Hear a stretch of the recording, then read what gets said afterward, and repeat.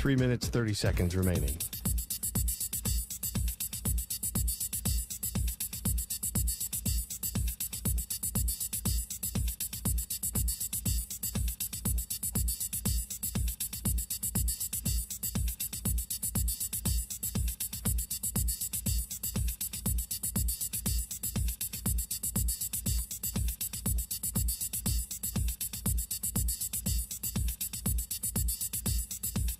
Three minutes remaining.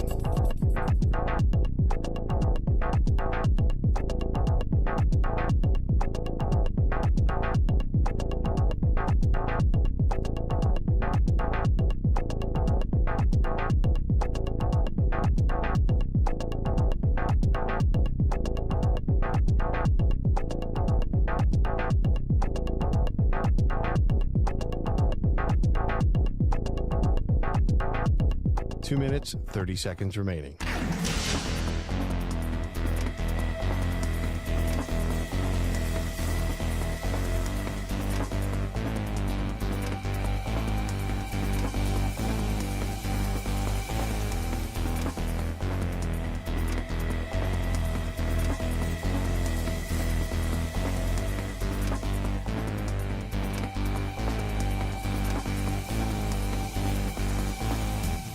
Two minutes remaining.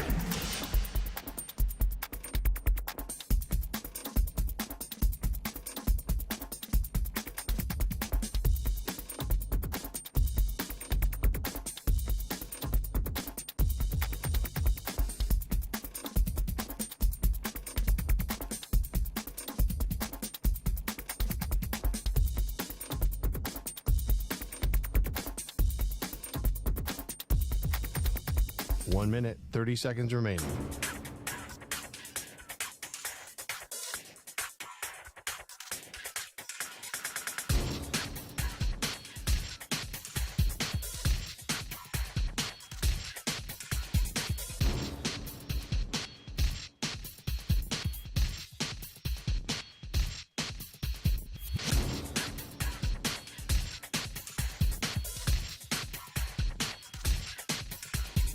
One minute remaining.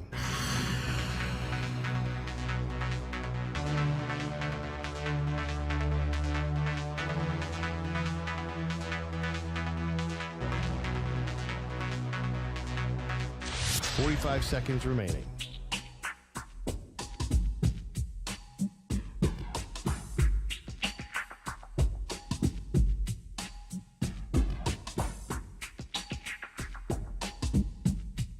.30 seconds remaining.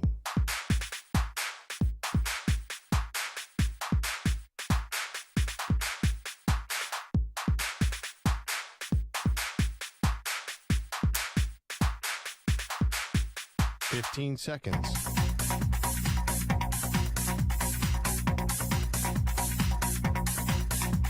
Break ends in 5 seconds.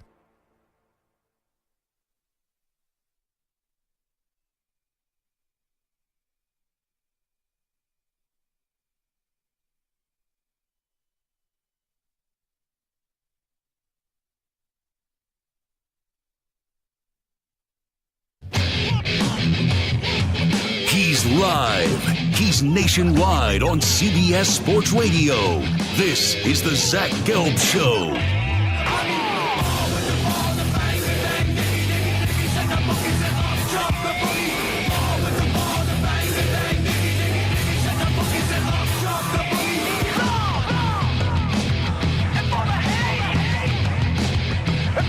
Here's your host, Zach Gelb. Live from the place yet not overly ostentatious studios of CBS Sports Radio here in beautiful New York City, sitting on top of the 10th floor of 345 Hudson Street. Welcome on in to a Monday edition of the Zach Gelb Show across all the great local CBS Sports Radio affiliates, Sirius XM, Channel 158, the free Odyssey app, and of course streaming on YouTube. 855-212-4CBS, number to jump on in, 855-212-4227. You could always get at me on Instagram, where I'm straight flexing, or via the good old cesspool of Twitter, at Zach Gelb. That's ZACHGELB. Got Stuart Kovacs and Jack Carty rocking and rolling with me all the way up until 6 p.m. Eastern, 3 p.m. Pacific. Dan Mullen, the former college football coach, now ESPN, ABC college football analyst. He'll stop by 40 minutes from now. A whole lot to do to really unpack from over the weekend, as you had the 49ers walk into Lincoln Financial Field and open up a can of whoop-ass on the Philadelphia Eagles. You had the Kansas City Chiefs offense be non-existent once again last night, another week through the NFL season, as now we are 13 weeks in the books. And Jordan Love, well, he showed some love to Packers fans last night with his performance on the field. So we'll unpack all the craziness from a Week 13 in the National Football League. But we got to start with the college football. And I'm not surprised what the College Football Playoff Committee did. And it is funny. Sometimes when you have a platform like this, you say something in the moment and you think you know how it's going to play out. But then once it does play out, your opinion is completely different. I don't think in the national media there has been a bigger backer to Florida State and supporter to Florida State that has zero ties to the university than yours truly. I picked them to win the ACC before the season started. We talked to Mike Norvell on this show all the time, even talked to him over the weekend. We had Jordan Travis on this show. We had Jared Verse on this show. I absolutely love Mike Norvell and what he has done with the Florida State Seminoles. But when Jordan Travis did go down, it would be disingenuous for me not to acknowledge this today. I sat here and I said, Florida State wins their next 2 games. They win the ACC championship. They should go to the college football playoff. I said that across our 200 great local CBS Sports Radio affiliates, Sirius XM, Channel 158, the free Odyssey app, and YouTube. But then seeing how it played out on Saturday, without knowing prior to that Alabama would defeat Georgia, Texas blows out Oklahoma State, you have Washington beating Oregon, and we all knew Michigan was going to defeat Iowa, and it just was the matter of where you're going to cover the 22.5-point spread. When that all played out, I said to myself, wow, it stinks that Florida State's going to go undefeated and be held out of the college football playoff. And I was on the air yesterday, right at noon Eastern on Eye on Football. And when we were waiting for the committee to make their ruling, I sat there and I said, Michigan will be 1, Washington will be 2, Texas will be 3, and then in at number 4 will be Alabama. Now, let me acknowledge this right out of the gate, too. Florida State got screwed. But just because you got screwed doesn't mean I fault the committee. And I know people could say, well, Zach, that doesn't make any sense. How do you think they got screwed if they ended up getting out of the college football playoff, not invited, and you still think the committee made the right decision? Because it's this debate that we have and what we've seen with the College Football Playoff Committee, where their goal is to find the best team. They even said it's the 4 best teams a week ago, not the 4 most deserving teams. But you do have to be deserving in some capacity to be one of the best teams. Like, even though Georgia lost to Alabama in the SEC championship game, and it was their first loss of the season, I think if we took all of our emotions out of this, we would all say, yeah, Georgia's one of the 4 best teams still in the country, even with their loss to Alabama. But they didn't have a resume this year that shows that they belong and that they were deserving to go. And if Georgia was, let's say, one of the 4 teams last year where you had a situation where Ohio State backed in and it was reverse, where last year was LSU who got to the championship game. Let's say it was similar circumstances. Let's say LSU upsetted Georgia. Georgia would have backed into the college football playoff because there was not enough deserving teams last year. And that's what happened with the Ohio State. But this year was one of the rare years, and the irony of it being in the final year of the 4-year existence of the college football playoff before they ruin the college football playoff and go to 12, where 4 wasn't enough. And I'm someone that has been vehemently opposed to going to 12 teams. You want to throw in 6, you want to throw in 8, I could live with it. But going to 12 makes absolutely, positively zero sense. And it ruins a lot of fun that we've had on this show and watching the sport the last 3 to 4 weeks. So the best way that I could say this, and a lot of times it makes no sense, people are going to get on these platforms yesterday, today, tomorrow, and they're going to talk really in circles because you could make a great case for Florida State going, but you could also easily make a great case why they shouldn't be one of the 4 teams. So I think we all remember going back to elementary school or middle school, what a Venn diagram is. And that's really what the college football playoff is. On one side of the Venn diagram, it's who's the best teams. The other side, it's who's the most deserving team. And then how you meet in the middle with the 2 circles is what determines who's going to be the 4 best teams. And there is a criteria clause in the College Football Playoff Committee that does put injuries into the evaluation process. And it stinks, it's rotten, it's nasty that Jordan Travis did get injured. Because Jordan Travis was one of the toughest players in the country. He was one of the best leaders in the country. And also, he was a part of one of the better teams in the country. But once he goes down and Rodemaker then gets hurt, who would have been cleared in time for the college football playoff, and you're in a 3rd-string quarterback, and you're in the ACC championship game, and yes, you still won the game, and that's the objective, to win the games on your schedule, and Florida State won all those games. When I look at the teams that were on the Venn diagram of the best and most deserving, there were just too many teams this year. And even though Florida State was undefeated, they get hosed out of being one of the Final 4 teams. You're not keeping Michigan out. Michigan was an undefeated Big Ten champion, and they beat Ohio State. You're not keeping Washington out. They were undefeated Pac-12 champion. They belonged. So this was never a conversation of Michigan. This was never a conversation of Washington. It was there's 3 final spots, Texas, Alabama, and then Florida State. And this is something that I despise, but it does hold true here. I always say we should determine the value of a win when it happens.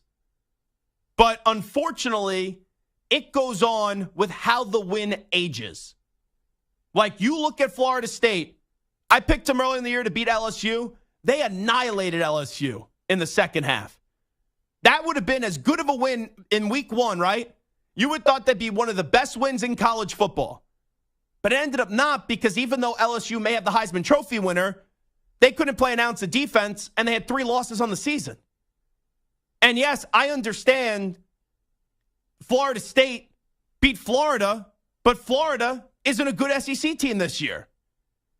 So this came down to Texas, who was deserving, even though they had 1 loss, but they beat Alabama by 10. You knew Texas was getting in, because in order to get Alabama in, you had to put Texas in. So when you go through this process and you have it trickle on down to that 4th spot, it was FSU or it was Alabama. And I know that this isn't probably a fair way to do it. And I admit, this year the process absolutely sucks. But does anyone think in 3-4 weeks, when you would see the semifinal on New Year's Day, that if we just had a matchup of Alabama going up against Florida State, does anyone think Florida State would win the game? I don't. And that's coming from someone who's been one of the more positive and has been someone that has, to the utmost, backed this Florida State program. And some years, when people use that argument, it isn't fair. Like Alabama last year. You could have made the case maybe they were one of the 4 best teams in the country, but they didn't deserve to belong. So Nick Saban getting on ESPN last year and saying, oh, we would be a favorite over all the, over that 4th seed, Ohio State, blah, blah, blah, like whoever they were considering. You didn't have a seat at the table last year. You didn't have enough backing. This year, you did. And that's why this year, that argument is valid compared to it being last year. And let me just caution everybody, because you have some dopes that get on social media. You have some morons today that go, see, this is why we need a 12-team college football playoff. No, we don't. There is no need to go to 12 teams. 12 teams is based off greed. 12 teams is also based off the participation trophy society at times that we do live in. Because you're going to give Penn State an invite in this 12-team format to the college football playoff? Penn State, their two biggest games of the season, they showed me who they are. They could beat up on all the other Big Ten teams, but they can't beat Ohio State. They can't beat Michigan. And that's where I've always stood on expansion of the college football playoff. I didn't think most years it's necessary. Most years it hasn't been necessary. But I could understand going to 6 or 8. And if you did go to 6 or 8 teams this year, this would have been a non-story with Florida State. It really would have. And I know some people, they freak out. Well, Florida State, they put them at 5. Why'd they put them in front of Georgia 6? You knew all that matters is really 1, 2, 3, and 4. That's all that matters. You knew they were going to put Florida State 5th. Whoever's after that, 6, 7, 8, 9, 10, it doesn't mean jack to me. So with the teams that were the best teams and the teams that were most deserving, I do believe the committee got it right. I'm fully cognizant. Not everyone's going to agree with me. I know that we could probably contradict on either side of the fence and multiple times during this conversation when it does play out. But when you look at these 4 teams, this is maybe the first time ever that we truly don't know who's going to win the national championship. Because I can make a case for Michigan. I can make a case for Alabama. I can make a case for Texas. I can make a case for Washington. Florida State gets in the playoff yesterday, and let's say Alabama's not. I can't make a case, even though Florida State's undefeated, that Florida State would be able to win 2 games where their offense is right now to go win a national title. And I feel terrible for Mike Norvell. I told him that yesterday. I don't know what you say to your kids. I think the lawmakers now trying to make this like a litigious situation is absolutely ridiculous. It's college football. Let's not get crazy. Let's not get delirious here. We don't need lawsuits. I don't need politicians sucking up to people to get more votes. But I'm okay. I'm satisfied, even though I understand the emotions of this, with what the College Football Playoff Committee did. Let's hear from Boo Corrigan on putting Alabama in over Florida State. Florida State is a different team than they were through the first 11 weeks. Coach Norvell, their players, their fans, an incredible season. But as you look at who they are as a team right now, without Jordan Travis, without the offensive dynamic that he brings to it, they are a different team. And the committee voted Alabama 4 and Florida State 5. And you can look inside the Michigan event with all the Michigan football players. When they were waiting for that 4th spot, now, Jordan Travis still with Florida State, I don't think you get this reaction with him being hurt, and you knew the decision was between Alabama and Florida State. You heard the groans in that room. You heard the when they elected to go Alabama over Florida State. And that innocent, genuine reaction kind of shows, right, Michigan being the number 1 team in the country, even they were pulling for Florida State over Alabama because they knew Alabama was a better team than Florida State. I'll play you one more from Boo Corrigan on ESPN on what the committee was looking at when debating FSU and Bama. I think it's one of the questions that we do ask is from a coaching standpoint, who do you want to play? Who do you not want to play? And as we go through that, again, looking at where we are today, right? Not where we were 3 weeks ago or, 8 weeks ago. Who do they want to play? Who do they not want to play? And they've got a significant voice in the room. And as we went through that and we went around and around, late last night, came back again this morning to do it again. And, again, we came back with, the top 4 as we did. And I have no problem with the top 4. I do feel bad for the coach of Florida State, Mike Norvell. He looked like he saw a ghost when he was sitting in that chair. And you saw the anger and the frustration building up in his hands. His hands were shaking. And sometimes your hands shake and you're nervous. His hands were shaking with anger. And I don't care who you are. You could be the strongest guy on the planet. And Mike Norvell's like the nicest guy. I really do believe you could be the strongest guy on the planet. You walk in front of Mike Norvell there and he throws a punch, you'd be knocked out and you'd be down on the floor. Because he was so angry yesterday, and I could understand it. Here's Mike Norvell on not reaching the college football playoff. I was just hurt for our players. I mean, to be honest with you, that was it was one of the tougher moments I've had to experience, and just for all that they've done. You talk to a team about responding to adversity, getting up and going to give all that you can to be able to find a way to win a college football game. And like Coach Mart said, it is hard. I mean, it's hard to do. It's hard to especially when you face some of the adversities that we've had here this year, whether it's injury or just different things to overcome. But it's all part of it. And, as we tell our team all the time, your truest identity shows up in times of great adversity. And we faced it, and, they put it on display. So that was really that feeling in the moment. And now they will be going to the Orange Bowl where they'll be going up against Georgia. And I think the press conference where you saw the picture-in-picture of Kirby Smart and Mike Norvell showed that this is the we don't want to be here bowl. That's what I'm going to call the Orange Bowl this year. And whenever you have these bowl games that are not for the top four and you had top four aspirations, you never know who's going to play. You never know where the motivation's going to be.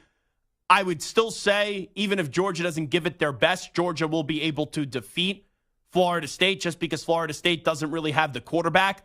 But wouldn't that be something if for most of the year we've thought that Georgia was the best team? Regardless of who Georgia puts out on the field, Florida State beats them and they're undefeated. You may have a little UCF situation where Florida State claims that they are the national champions in the year of 2023. Do you think the College Football Playoff Committee got it right? 855-212-4CBS, 855-212-4227. We'll take a break on the Zach Gelb Show on CBS Sports Radio. We'll take your phone calls on the other side. Plus, the San Francisco 49ers, with my best friend Deebo Samuel, went to Philadelphia on Sunday. And Deebo, he talked the talk, and then he walked the walk. What a performance that was. We'll touch on the 49ers-Eagles next. You're in a 5-minute break.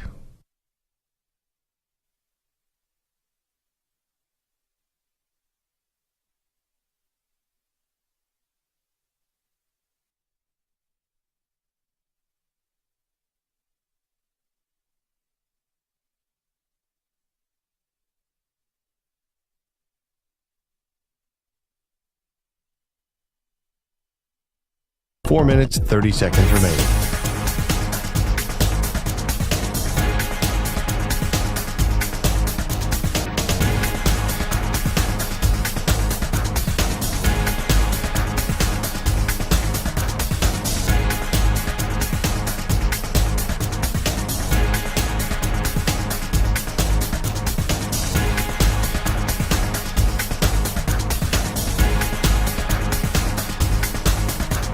Four minutes remaining.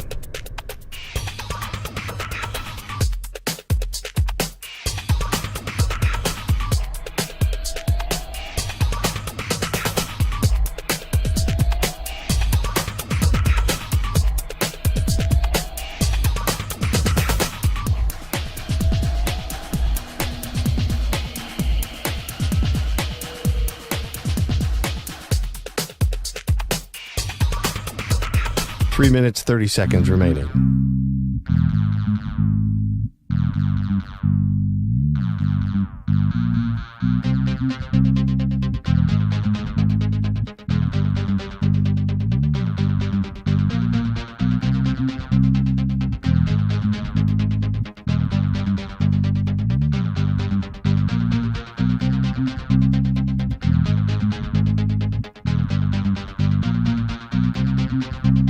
Three minutes remaining.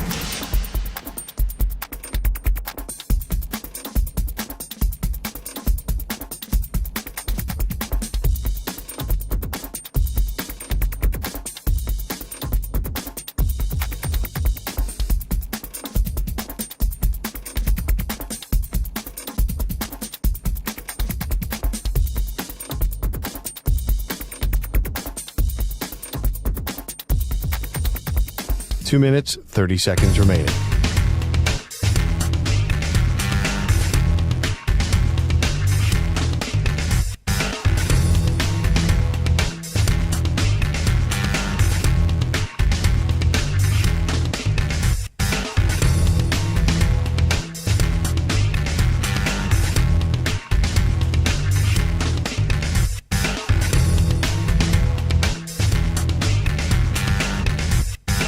Two minutes remaining.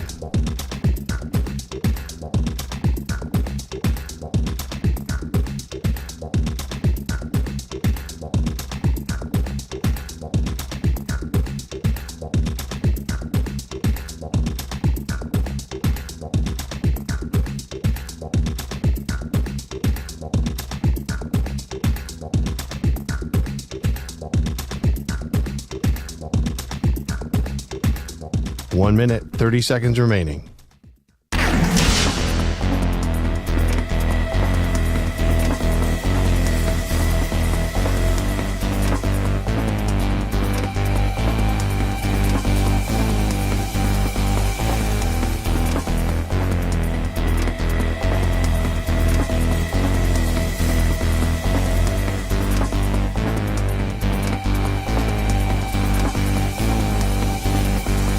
One minute remaining.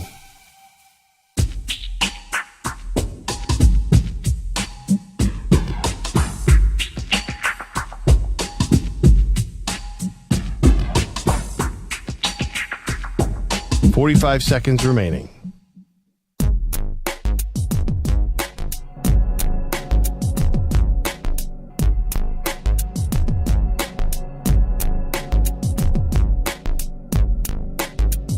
Thirty seconds remaining.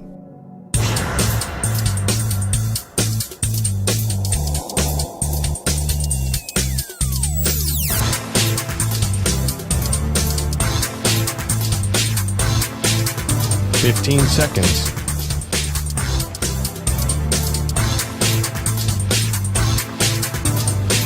Break ends in 5 seconds.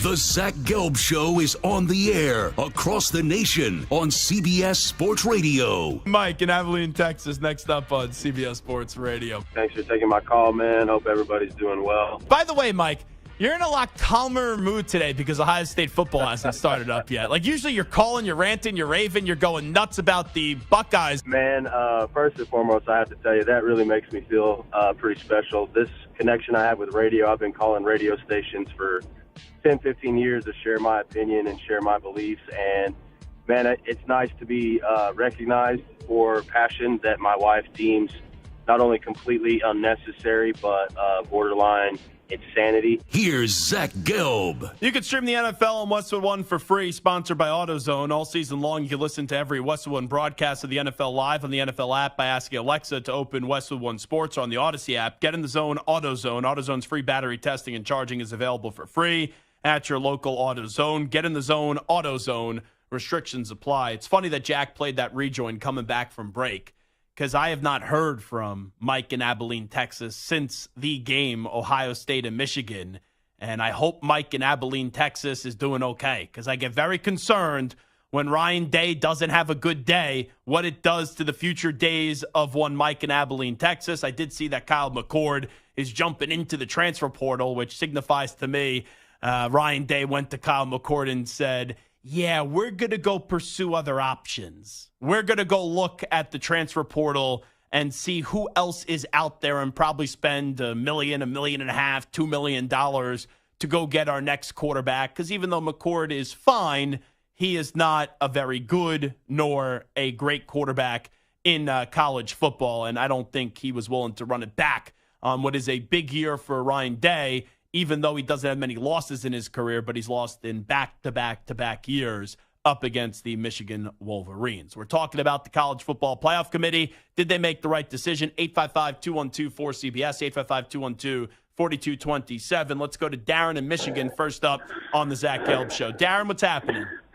Hey, good afternoon, Zach. Good show. First of all, let me say to Mike and the Ohio State fan, as a Michigan fan, I have a little bit of what we'd call a schadenfreude over any angst he may be experiencing for the loss of his starting quarterback there. But I'm sure Ohio State will end up fine. But here's my take. Here's the reason I called.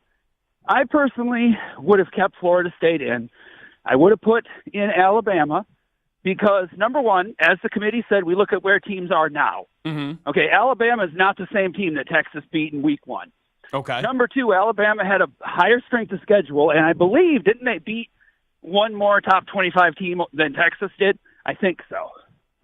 Sorry, I'm walking here, so I'm a little out of Yeah, I breath. could tell you're out of breath. When we went to you, we're breathing heavy. Yeah. I was wondering if everything's Oh, okay. I was running. No, I'm running out here. And then I know you're in a little tried bit to of a walk. blender. I say this as a Michigan fan. I know you're in a little bit of a blender knowing that you have to go up against Alabama, but we got some time to get to the game. Don't lose your breath and not make it to kickoff, all right, Darren? No, it's not because of that. But, see, I would have put Alabama in. Here's my rationale, too, Zach, and it's that, going through the But how could you put in Alabama? Hold on. I do Yes. agree that the committee, if it somehow came down to Alabama or Texas, they would probably put in Alabama because I don't think they would ever leave out a one-loss SEC champion. But Alabama, they played Texas. Alabama played Texas in their own building where Alabama was the home team, and Texas beat them by 10 points. And Texas hasn't fallen off. And they survived their quarterback getting injured, and now he's back. That's true, but like I said, Alabama played a tougher schedule. I mean, I think that carries a lot. And But it's not like Texas played cupcakes. No, but I think who do you think would win right now, Texas versus Alabama? I think Alabama would throttle them. I do, but who do you think would win Texas, Florida State? Yeah, well, I know. But you see, And Darren, let's not lie here. Let's not lie here. Let's be truthful because we're men, right? We don't lie to one another. You know this as a Michigan fan. You were hoping Florida State was popping up on that screen at number 4. A little bit, but that's not my total rationale. Here's my rationale. Because I was hoping Florida State would pop were up. you? Yeah. Okay. This is what I'm thinking, though, Zach, because, with the Michigan scandal, all they talked about was, you can't keep them out of the Big Ten championship because that would punish the players for what someone else did. Mm-hmm. You can't keep McCarthy out of the Heisman Trophy race because, again, that would punish a player for what someone else did. Okay. They are literally punishing every player on that team because one player had the audacity to get injured. I mean, right? I mean, it's not his fault that he got injured. He's the leader of the team, and he had a broken leg. But you know it, and I know it. Florida State is not as good as a football team as they were without Jordan Travis. Yeah. Look at last year. Darren, be honest. Just be honest. Yeah. You'd rather play Florida State than Alabama. That's not why I'm suggesting this. But just answer the question. I already did. I said sure. I think because why? Because Alabama's a better team. Sure. Alabama's a better team, and isn't the goal to put in the 4 best teams? You now also have to be deserving.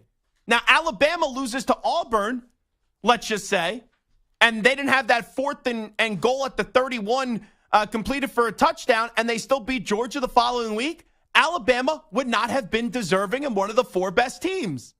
And I know the committee's role is they say we just look for the 4 best teams. But as they've shown, whoever the 4 best teams are also have to be deserving. There's a mixture of both. And Florida State was deserving to go. They didn't lose a game.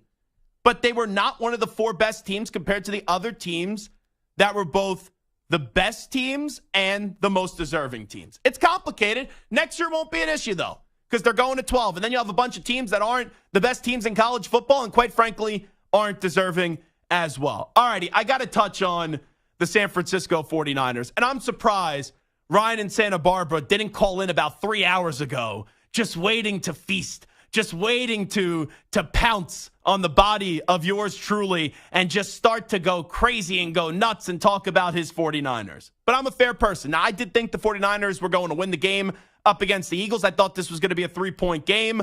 The Eagles were the better team in the first quarter, but they didn't capitalize because that was a 49ers team that was struggling in that first quarter, and the Eagles were only able to get 2 field goals. The next thing you know, once the 49ers got that touchdown on an incredible catch by Ayuk and an aggressive play calling by Kyle Shanahan, and you make it 7-6, that was panic time for Philadelphia. And Philadelphia's been in the ringer the last few weeks. Eventually, they were to get burned. Not only did they get burned on Sunday, they got dominated.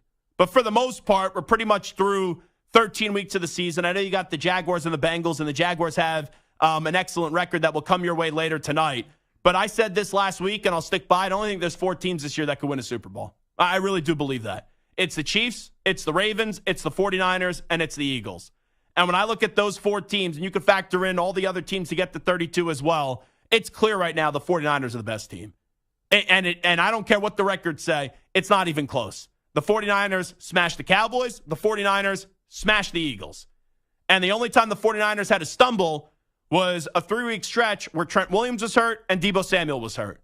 And I'll give credit to Deebo, and I know he hung up on me over the summer, but he talked the talk. He said James Bradbury was trash. He said they had Brock Purdy in the NFC title game. It wouldn't have been close. And what happened yesterday? They had Brock Purdy, they had Christian McCaffrey, they had Trent Williams, they had Deebo Samuel, and that game was a blowout. Now, I'd be curious to see that game again, and I bet you that game would be a little bit different. I bet you it'd be a lot different. I think it would be a really close game the next time those 2 teams do play. But right now, if you are looking at the chase to the Super Bowl and the team that's going to get the Lombardi, and when we do Take 5 Wednesday on Wednesday, who's the best team in the NFL, I'll spoil it for you right now. I won't tell you the other 4. The 49ers are going to be in that top spot, and they're deserving of it. And outside of some injuries in a 3-week stretch, they have been a phenomenal team all year long. They destroyed the Eagles. And I'd be curious if the Eagles are going to bounce back up against the Cowboys. I just saw that they signed Shaq Leonard, as that decision was Cowboys or Eagles. He picks the Philadelphia Eagles. Jerry's World, Sunday night. You have a team coming off their first adversity of the season, the Eagles, going up against the Cowboys. And Cowboys fans, let me give you a message early on this Monday. You better win that game. I don't think you will right now, but you better win that game with all that trash talking that you've done, beating a bunch of bad teams. You weren't able to beat the Eagles the first time you played them. You weren't able to beat the 49ers. This is an enormous game. Like, the 49er game against the Eagles was enormous for the 49ers. It meant more for the 49ers than the Eagles. This game, Eagles-Cowboys, it is so important for the Dallas Cowboys. Because the Cowboys don't win this game, they just continue to show the signs of a team that could crush the bad teams when they go up against good competition. They just can't beat them. And the Niners this year, I'll make this abundantly clear, anything short of a Super Bowl is a massive, and I mean a massive disappointment. Because you look around, the Chiefs' offense is no bueno this year. The Ravens have Lamar Jackson. They don't have a lot around Lamar Jackson. And then in the NFC, the one team that's really in your way, the one team that can match up with you, the Eagles, well, you just ran them off the field yesterday in their own building. So Super Bowl or bust, we all knew that going in, but now it's Super Bowl or bust on steroids for the San Francisco 49ers. We'll take a break. It is the Zach Gelb Show on CBS Sports Radio. When we come on back, Dan Mullen will join us. Did the committee get it right by leaving Florida State out of the big dance? Update time first. Here's the Ackman, Rich Ackerman.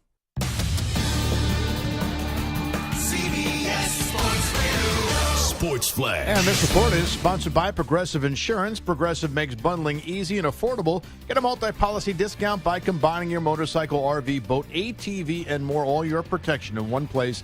Bundle and save at Progressive.com. Tonight is a big night in Jacksonville where the Jaguars host the Bengals. It's the first Monday night appearance for the Jaguars since 2011, validating their ascension in the AFC. Doug Peterson's team is now 8-3 after wins in 7 of the last 8. And tonight will also be special for another reason, with Peterson coaching his son Josh. The tight end has been elevated from the practice squad. The Bengals are 5-6, and Jake Browning makes a second straight start after Joe Burrow's season-ending injury.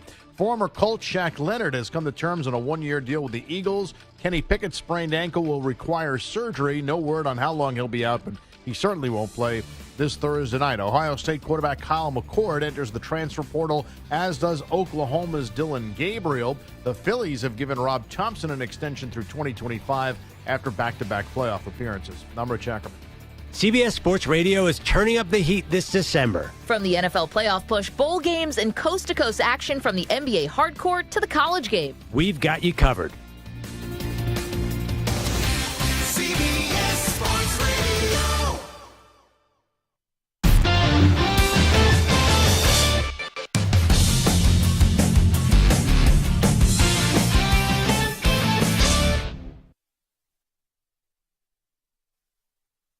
You're in a 5-minute break.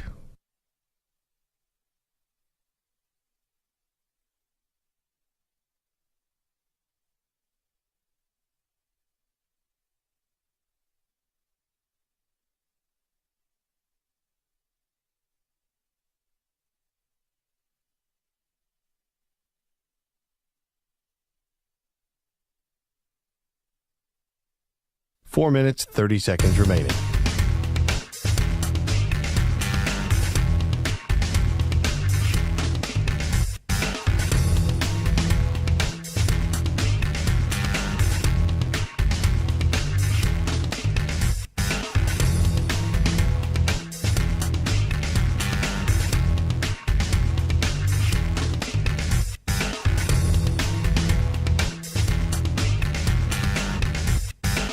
Four minutes remaining.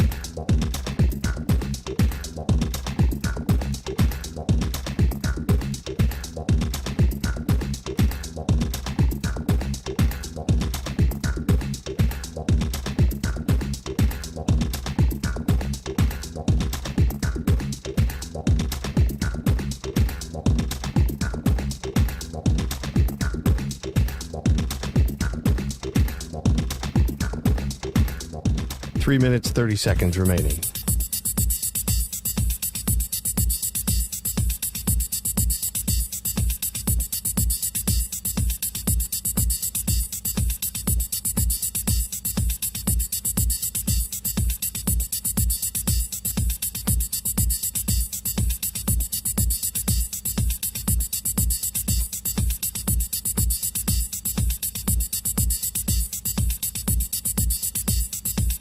Three minutes remaining.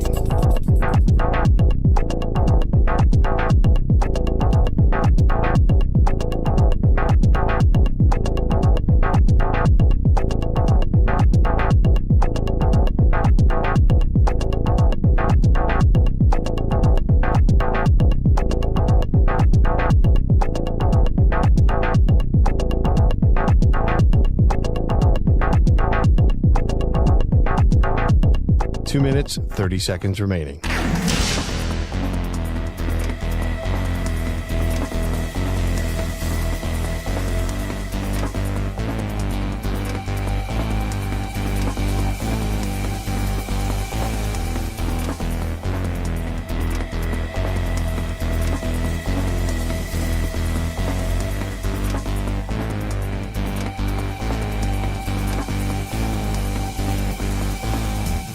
Two minutes remaining.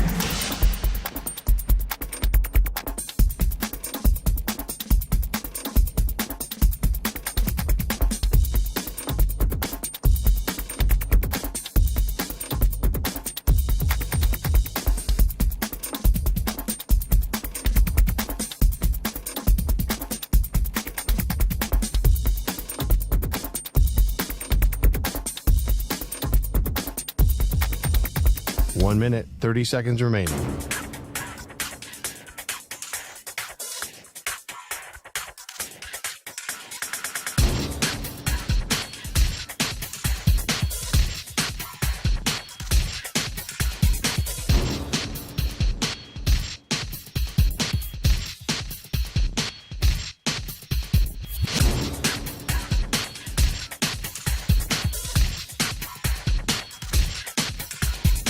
One minute remaining.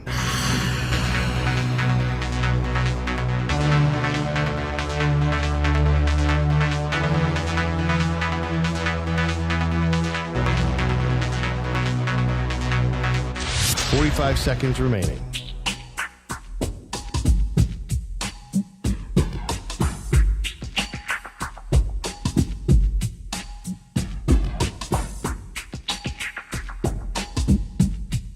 Thirty seconds remaining.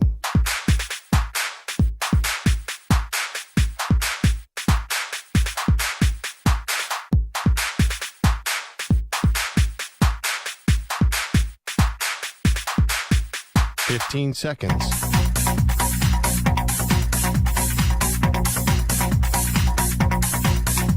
Break ends in 5 seconds.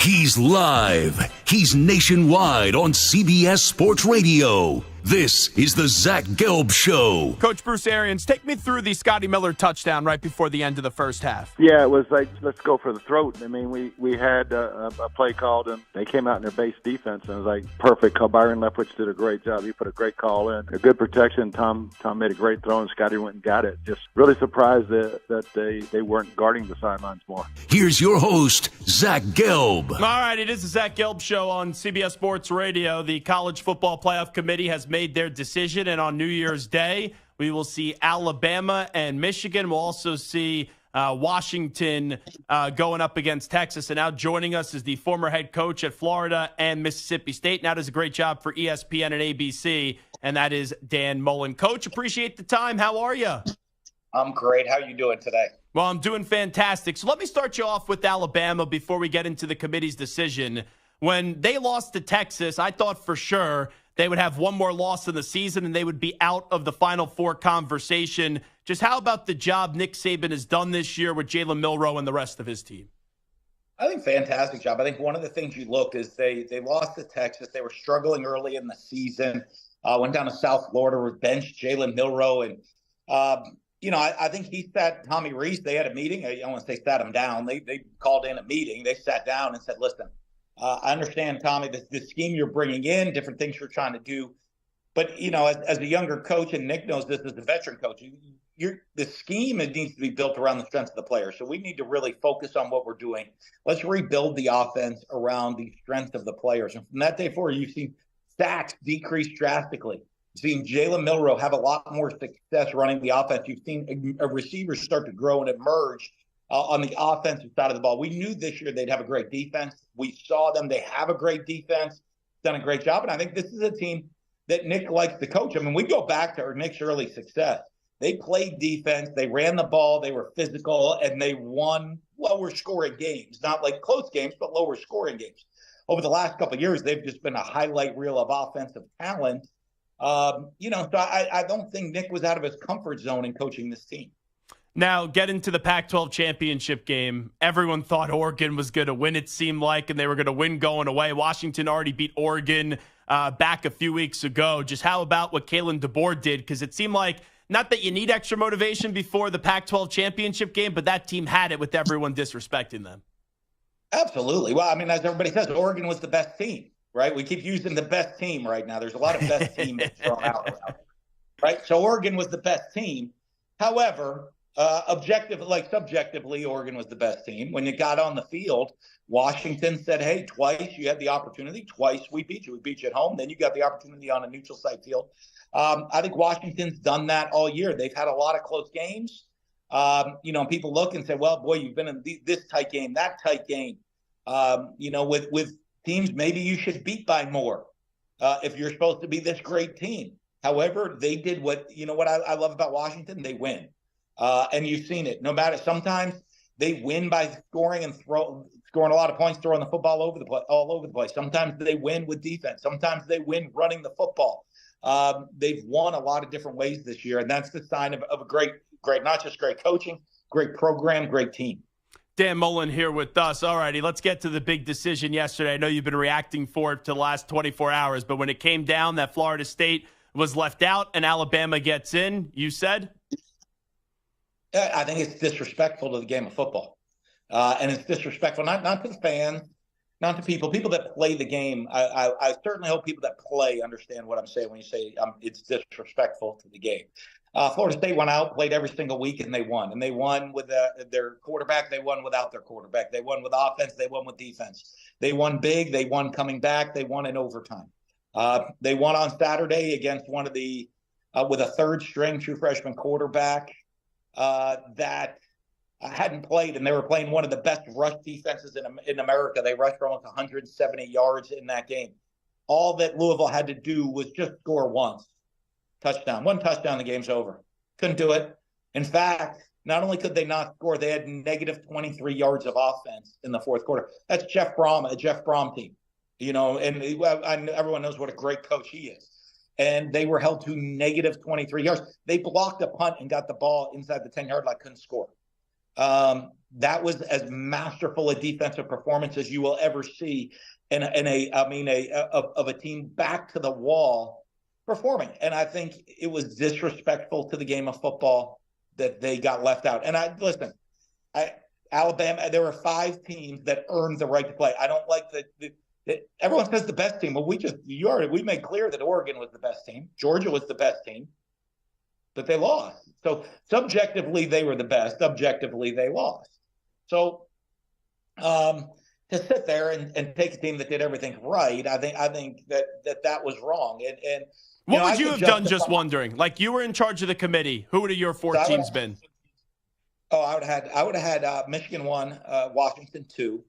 I would have had Florida State 3, and that would have been my easy 1, 2, 3. And then as you're comparing my 4 discussion, there would be 4 teams you're comparing for the 4 spot, which would have been Alabama, Georgia, Ohio State, and Texas. Well, I'm going to eliminate Ohio State because they didn't play in a conference championship game. So I'm down to 3. Well, Alabama beat Georgia and Texas beat Alabama. So I end up with Texas. And listen, Georgia has a right to complain that they should be in the playoffs. Alabama certainly earned the right to be in the playoffs, even more so than Georgia. Alabama earned the right. So this is not a knock against Alabama. I just think that Florida State should have been in. And if you look at it that way and say, anybody that's ever played the game, it is so hard to go undefeated. So hard in any level. I won a high school state championship. We weren't undefeated. I won 2 national championships as a coach. We weren't undefeated in either of those. It is so hard to go undefeated. And those guys did everything. And when you were comparing the teams, you can make different arguments. Strength of schedule, strength of ranked opponents, who'd you play, when'd you play them, the one thing you couldn't compare was the losses. And Mike Norvell had it said great that, hey, there are 5 teams earned the right to get into the playoffs, but there were 2 of them earned losses as well. They earned those losses. They lost the games. They had the opportunity to win, and they earned a loss. His team never earned a loss. His team found a way to win. And in the end, it's not figure skating where the East German committee member, right? The East German committee member must have stood up and get I'm rating Florida State 20th. And because of that rating, we're going to drop them down. So I think that's what it was. And unfortunately, and honestly, I look at it. I can justify trust me, again, Alabama earned the right to go to the playoffs. I could justify them being left out. I can justify that. They lost. They have 1 loss. They lost to Texas by double digits at home. So I can justify Texas being ahead of them. I don't see the justification for Florida State being out. Their quarterback was hurt, and they put on one of the most masterful defensive performances you'd ever seen. Okay, I mean the object is to win the game. As a coach, I've gone into games. I'll take it. I was coaching Mississippi State. We went into the swamp. We ran the ball 42 consecutive plays. That's the only way we lose the game is if their defense scores. We won 10-7. It wasn't pretty, but it was a win. The object is to win, and the committee disrespected that. Just wondering, really Dan, they go to 12 next year, so these conversations will be like, 11 or 12. I've never been a fan of going to 12. 6 or 8 I could live with. Where do you fall in college football playoff expansion? I think the whole thing's a mess.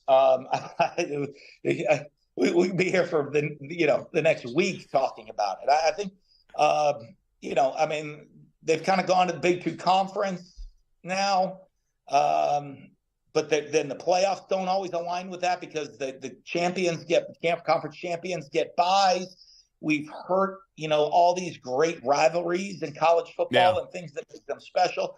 I think there is I'm with you. I'd love to, in my quick response, and in the offseason, I might get into it really in depth, but I'll give you a quick one. I think we should have a commissioner of college football. I think you should go to 8 team conferences. You pull out college football of those 8 team conferences to all the networks, let them bid on which one of those ones that they won and buy the money. We'll all equal revenue share it. And then there's revenue sharing with a salary cap for the players in there. So everybody's on equal footing. The 8 winners, you don't need a conference championship game weekend. You win, 8 division winners make the playoffs, 4 wild cards, and the bottom 8 play. Then we take the teams that are right now on the lower side of it, and we're going to drop them into another 8-team bracket. The winners of that can play for their kind of, if we want to call it a, kind of like there's the Premier League and there's the Championship. Let's go English soccer on it right now.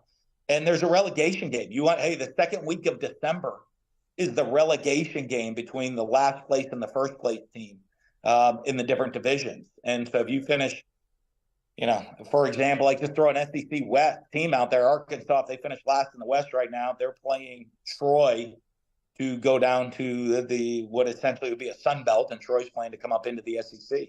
I think that'd be a pretty exciting little deal of some things that we could do or change football and make it fair, or make it even. I think we've kind of let it get a little out of control, and there's no perfect answer for how it's currently set up. He's Coach Dan Mullen, doing a great job for ESPN and ABC. Coach, appreciate the time as always. Thanks for doing this. Always great to be. Hey, you know what? You know who won, though? College football, because I will say this. The matchups that we have, and not just the 4 playoff matchups, but the bowl games as a whole, there are some unbelievable matchups coming up over the next month, and I can't wait to see them play. I hope we don't have a lot of opt-outs or kids transfer and not playing and doing this, because there are some unbelievable matchups out there. Missouri, Ohio State, Penn State, the Ole Miss game. There's some great ones. The playoff game, Florida State, Alabama could be a great game. Florida State, Georgia. Yeah. The Florida State, Georgia, great game. There's so many really good ones out there. You go. I'm fortunate enough. We're getting to call some good ones coming up. There's some great bowl games going to be played in the next month, and so college football still wins. They did a great job with that, but I wish it would have just turned out a little bit more objectively instead of subjectively. Thanks so much, Coach. Appreciate the time. There he is, Coach Dan Mullen, joining us on CBS Sports Radio. And I think he makes a very interesting point the way that he worded it. It's disrespectful to the game of college football and to the game of football. I've never thought about it that way until he said it. And even though I'm fine with what the committee did, it's like, what does Mike Norvell tell his team? You're not at a non-Power 5 school. You're at a Power 5 school, and you won every game you played. Like, you would have told me that, 2 weeks ago. Like, not even going to the summer, I would have said, and I did say, then you would be in the college football playoff. But you're not. So I'm fine with what the committee did, because I don't think Florida State would have beat Alabama. But each and every year, to Dan's point, there's a game where we expect it to go one way, and then it happens the other way. Like, Oregon was a 9.5 point favorite against Washington. And Washington took it to them early and found the way to win the game late. Zach Gelb Show, CBS Sports Radio. I see Ryan in Santa Barbara is going to join us next.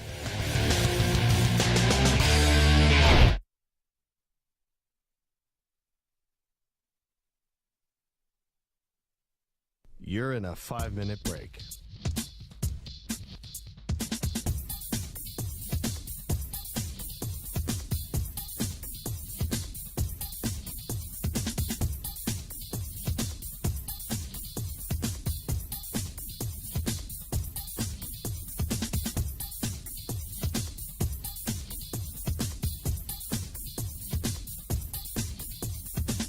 Four minutes, 30 seconds remaining.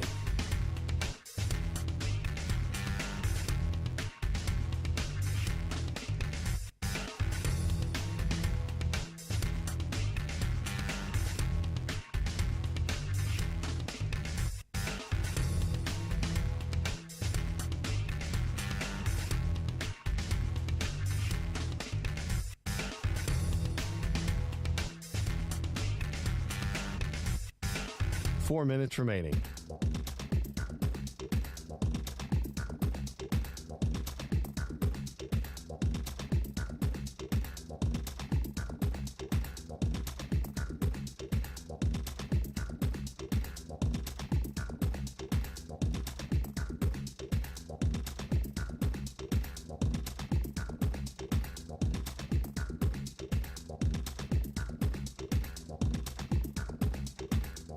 Three minutes, 30 seconds remaining.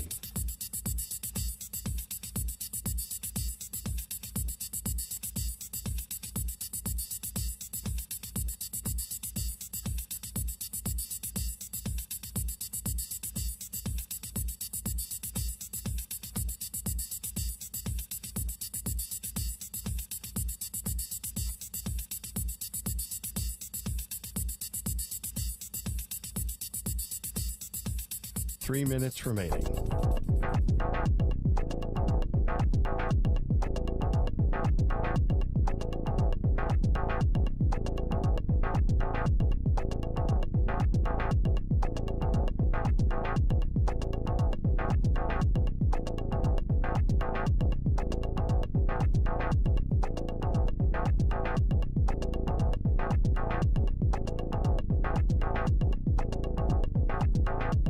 Two minutes, 30 seconds remaining.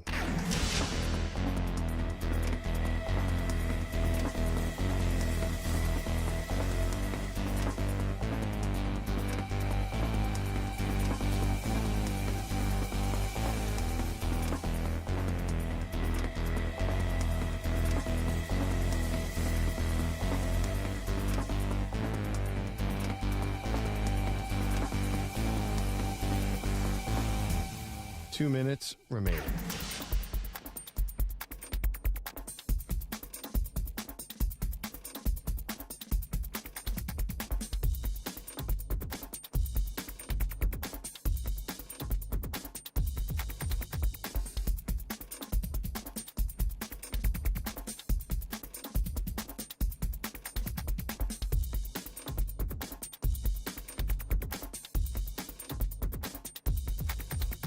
One minute, 30 seconds remaining.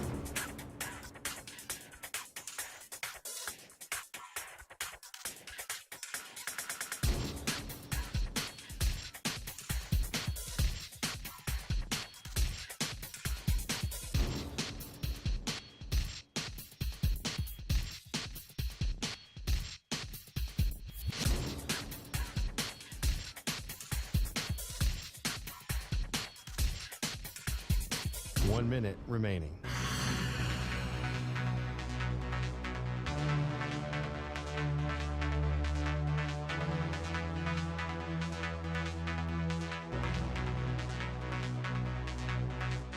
Forty-five seconds remaining.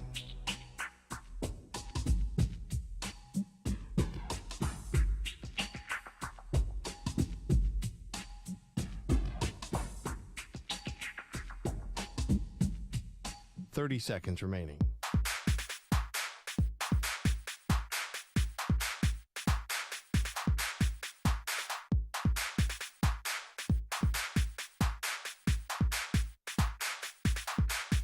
Fifteen seconds.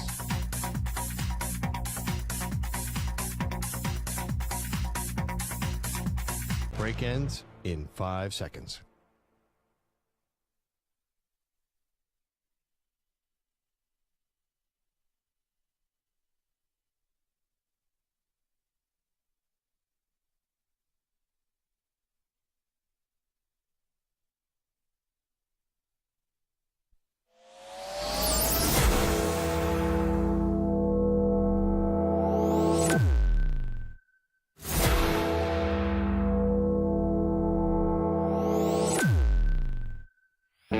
He's live. He's nationwide on CBS Sports Radio.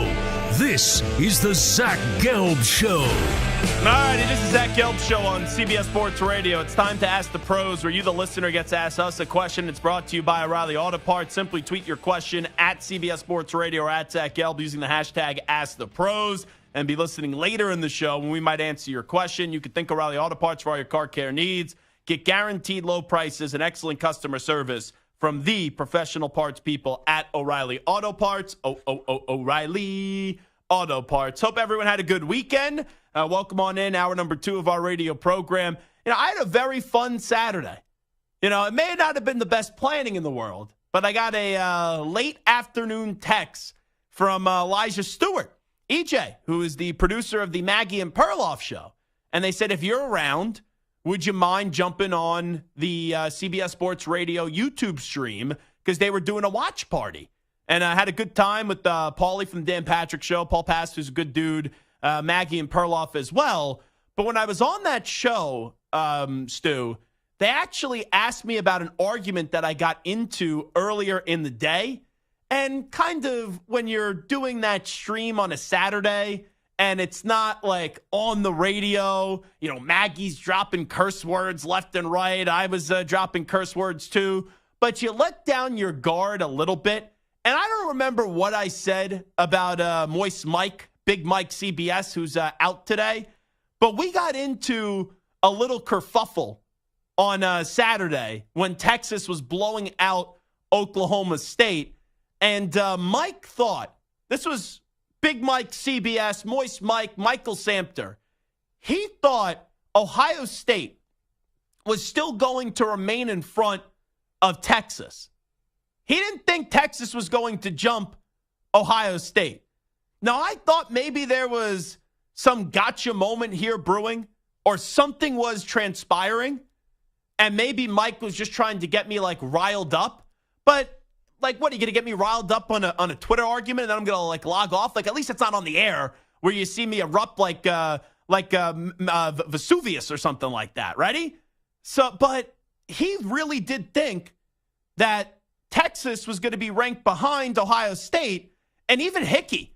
This is where you know you have lost the room when my old producer, Hot Take Hickey, chimes in. He goes, what the heck is Mike talking about? So I just said to Mike, put your money where your mouth is, and let's, bet a dinner. And clearly, Texas is not only in the college football playoff, but they were ranked significantly higher than Ohio State. I don't know if you saw that over the weekend, Stu. Oh, I did. You did? Yes, I did. You didn't reach out to me? You didn't want to get some S-talking going down and behind the back, stab Mike in the back and start commenting on it? You didn't want to get in the gossip? I'm surprised by you. It was one of those tweets where I had to read it 5 or 6 times because I was I'm definitely reading this wrong. There's no way he actually thinks that Ohio State is still going to get in over Texas if they win. Yeah, you know how you sometimes see a social media takeover? Yes. And you have someone, I'm running the social media account today for Company X, Company Y, Company Z, whatever it is.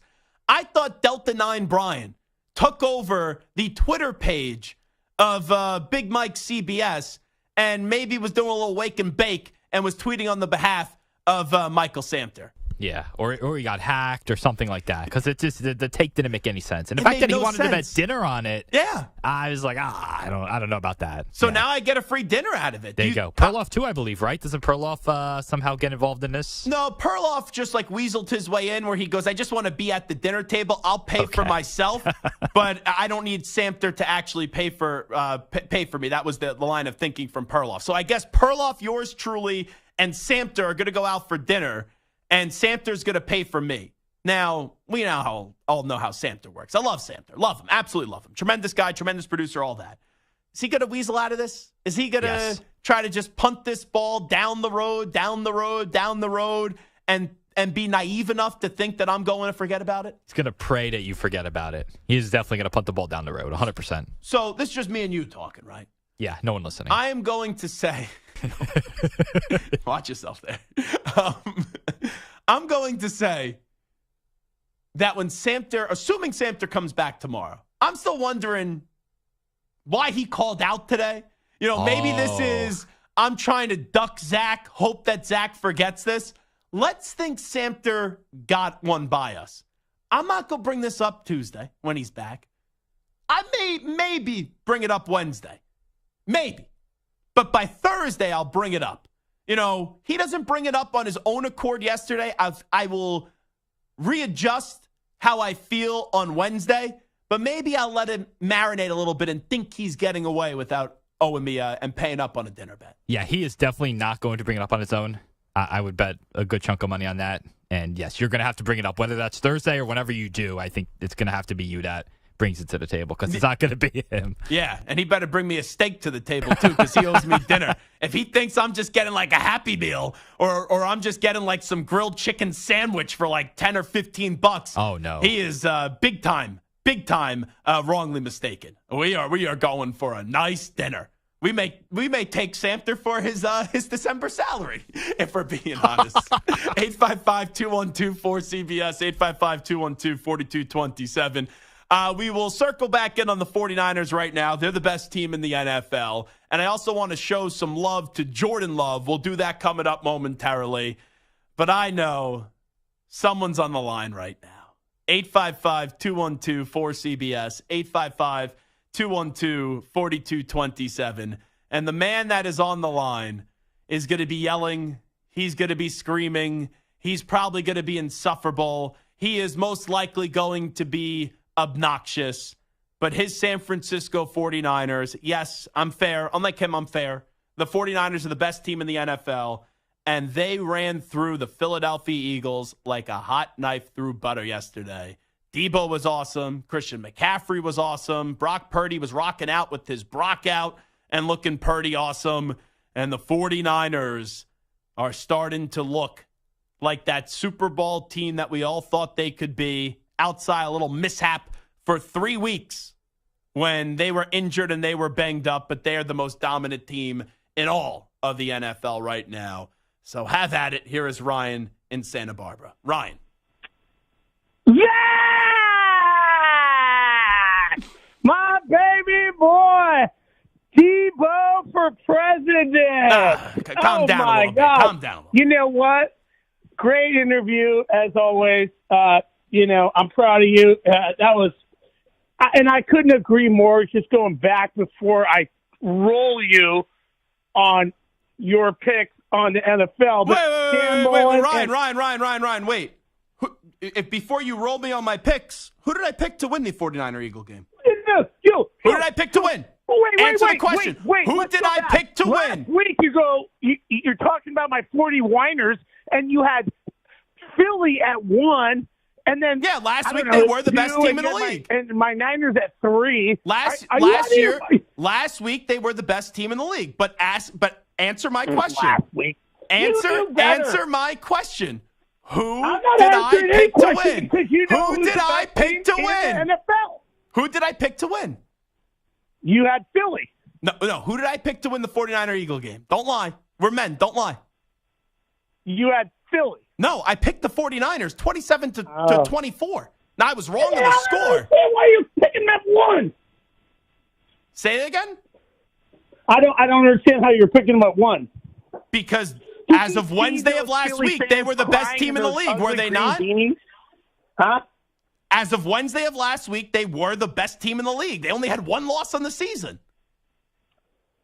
Okay, let me ask you, who do you have as number 1 through 4 right now? No, I'll just give you 1, and right now I told you it's the 49ers.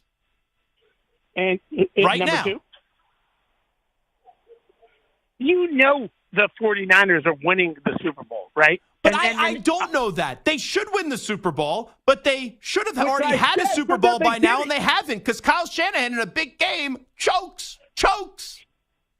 If you choked in Atlanta, choked in San Francisco. If you get you and the crew out there to Vegas, I'll be there. Like I said, I'm buying dinner. Oh, wait.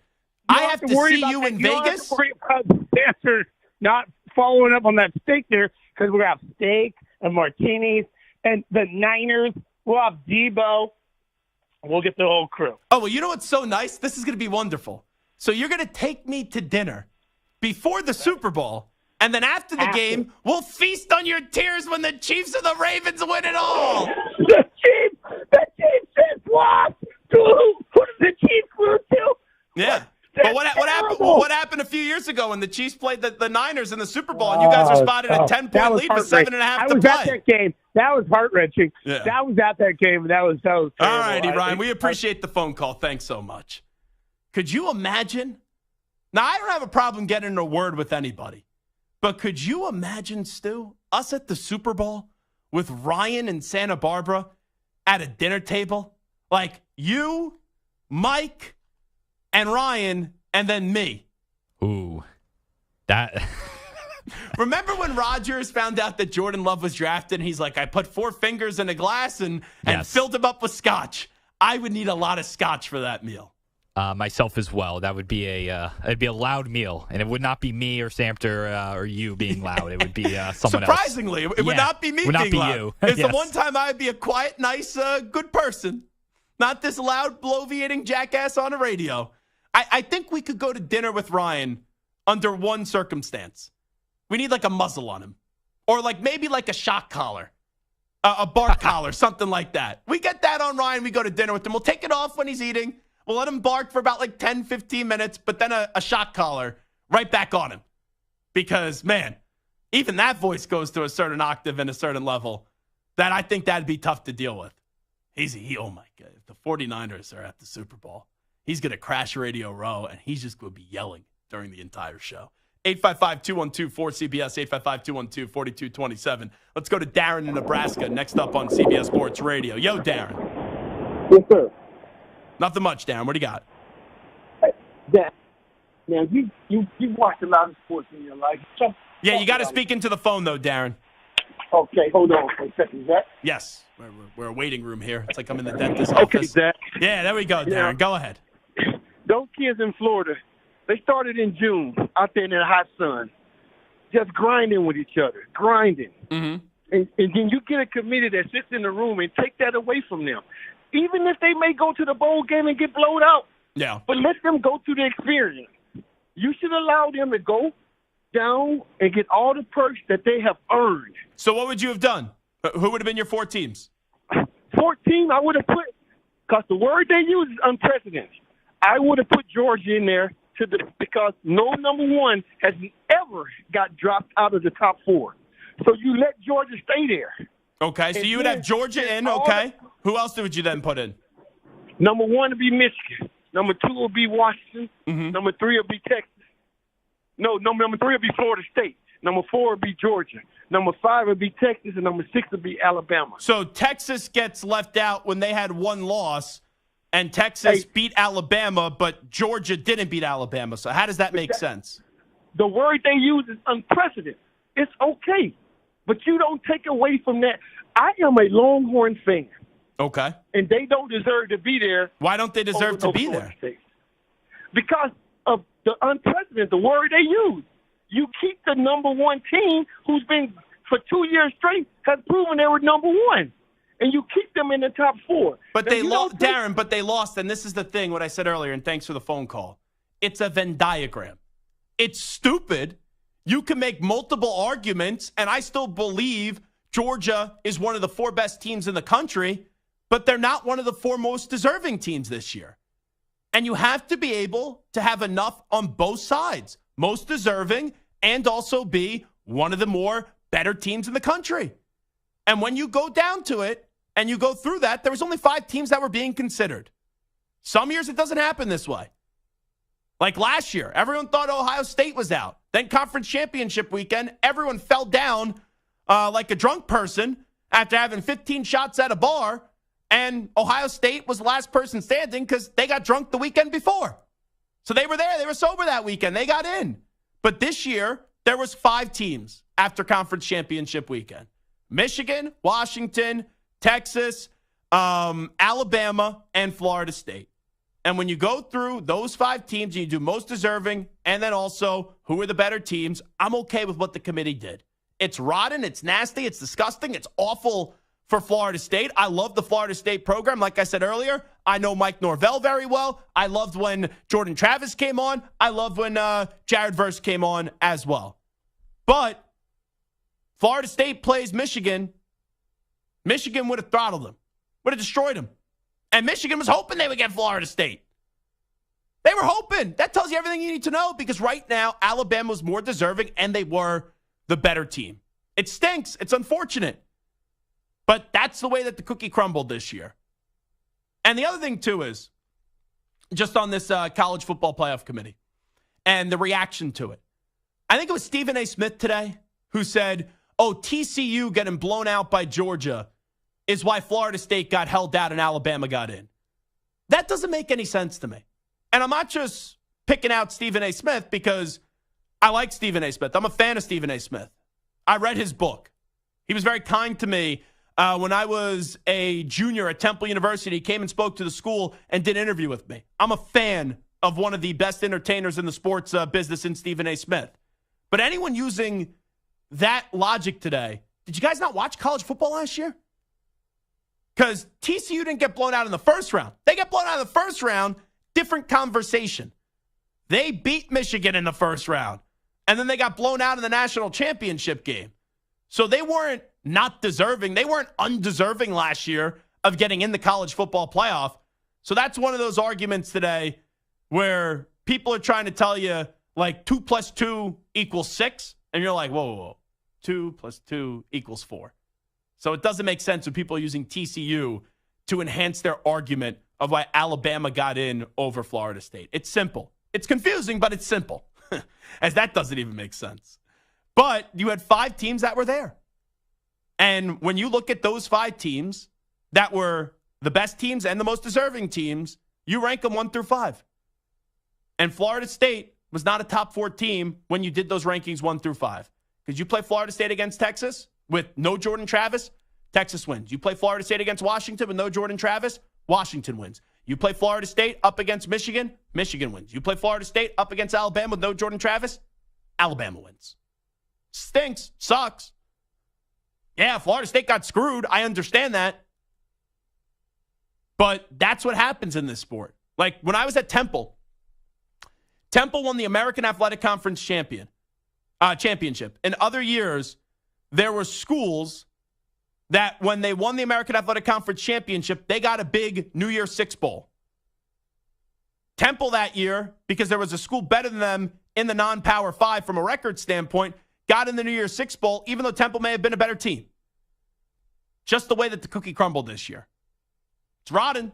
It's awful. It's miserable for Florida State. But I'm not going to sit here and say I'm appalled by what the committee did or the committee got it wrong.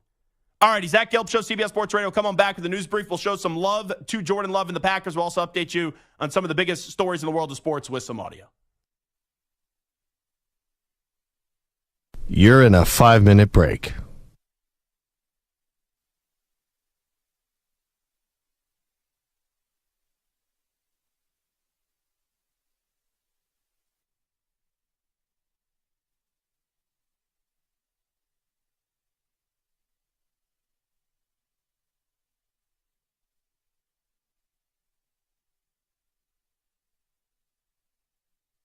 Four minutes, 30 seconds remaining.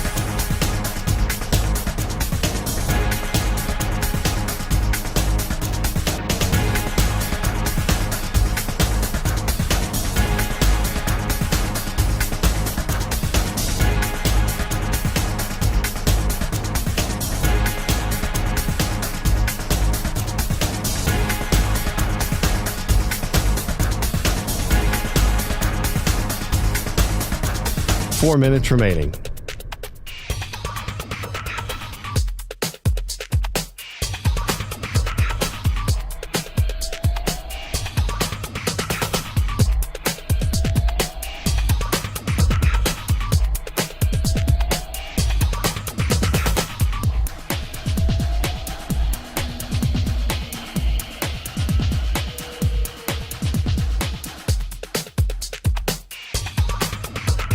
Three minutes, 30 seconds remaining.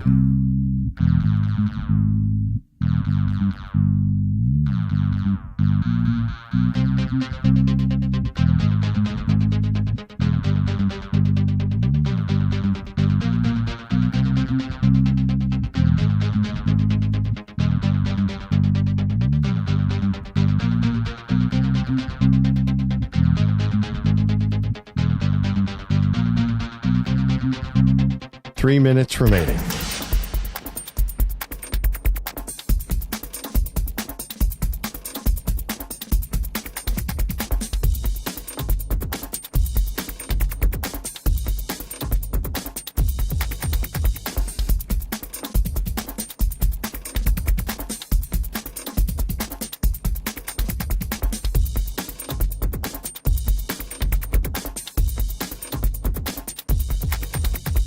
Two minutes, 30 seconds remaining.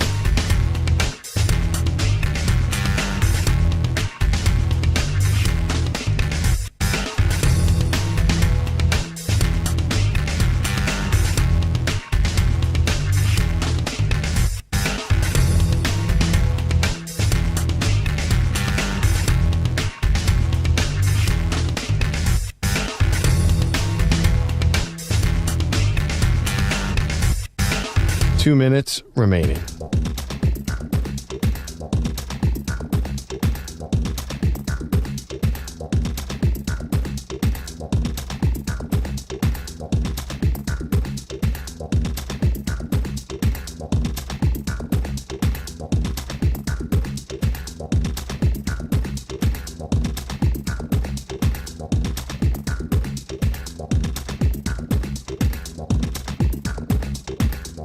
1 minute, 30 seconds remaining.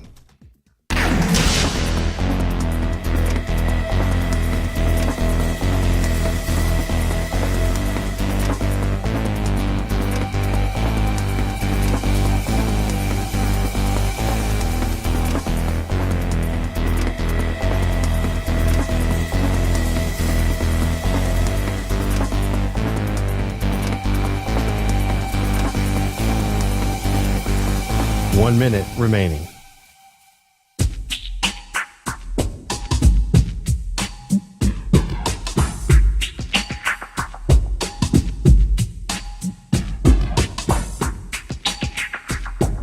"45 seconds remaining.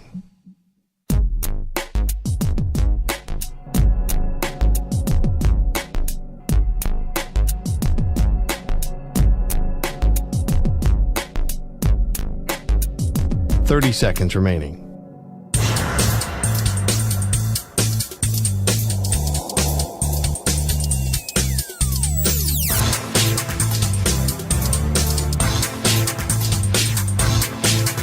"15 seconds.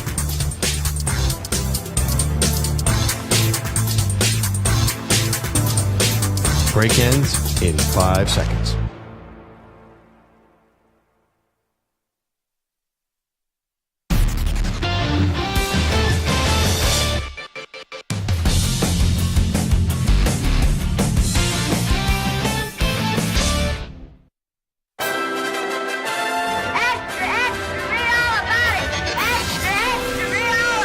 Time for your daily news brief. We get you caught up on the rumors, reports, and reconnaissance from the day in sports. All righty, let's start off with Jordan Love. Packers get another win. Jordan Love plays another really good game. And here is the Packers quarterback on his strong play as of late. I've got more reps. I'm more comfortable understanding where I need to go with the ball. I think the O-line is doing a great job just being able to pick this stuff up. You know, it's not easy when they're bringing the all-outs and these blitzes, things like that. But they've been doing a great job giving me time. And then receivers, obviously, just they're having awareness of when they need to be open and how long I got, and then just going out there and making plays. The Packers have won 3 in a row. They beat the Rams, they beat the Lions, and now this is their best win of the season, taking care of business against the Kansas City. How about those Chiefs? Now they're 6-6. Their final 5 games of the season. I'll do a little win-loss here. They play the Giants at MetLife Stadium on Monday. Win. They play Tampa Bay on December 17th. Good defense. Offensively, outside of Mike Evans, the Bucs have really done nothing. You know what? I'll go loss there. So that would put them at 7-7. Final 3 weeks of the season. Carolina, win. Minnesota. You know what? Let's just say that's a loss. 8-8. And then they play the Bears the final week of the season. That's 9-8. Like, I thought, pretty critical. There's a legitimate chance that the Packers don't lose a game for the rest of the season. Rest of the regular season. I would say 3-2 gets you in the playoffs. You're 9-8 inside the NFC. That should get you in the playoffs.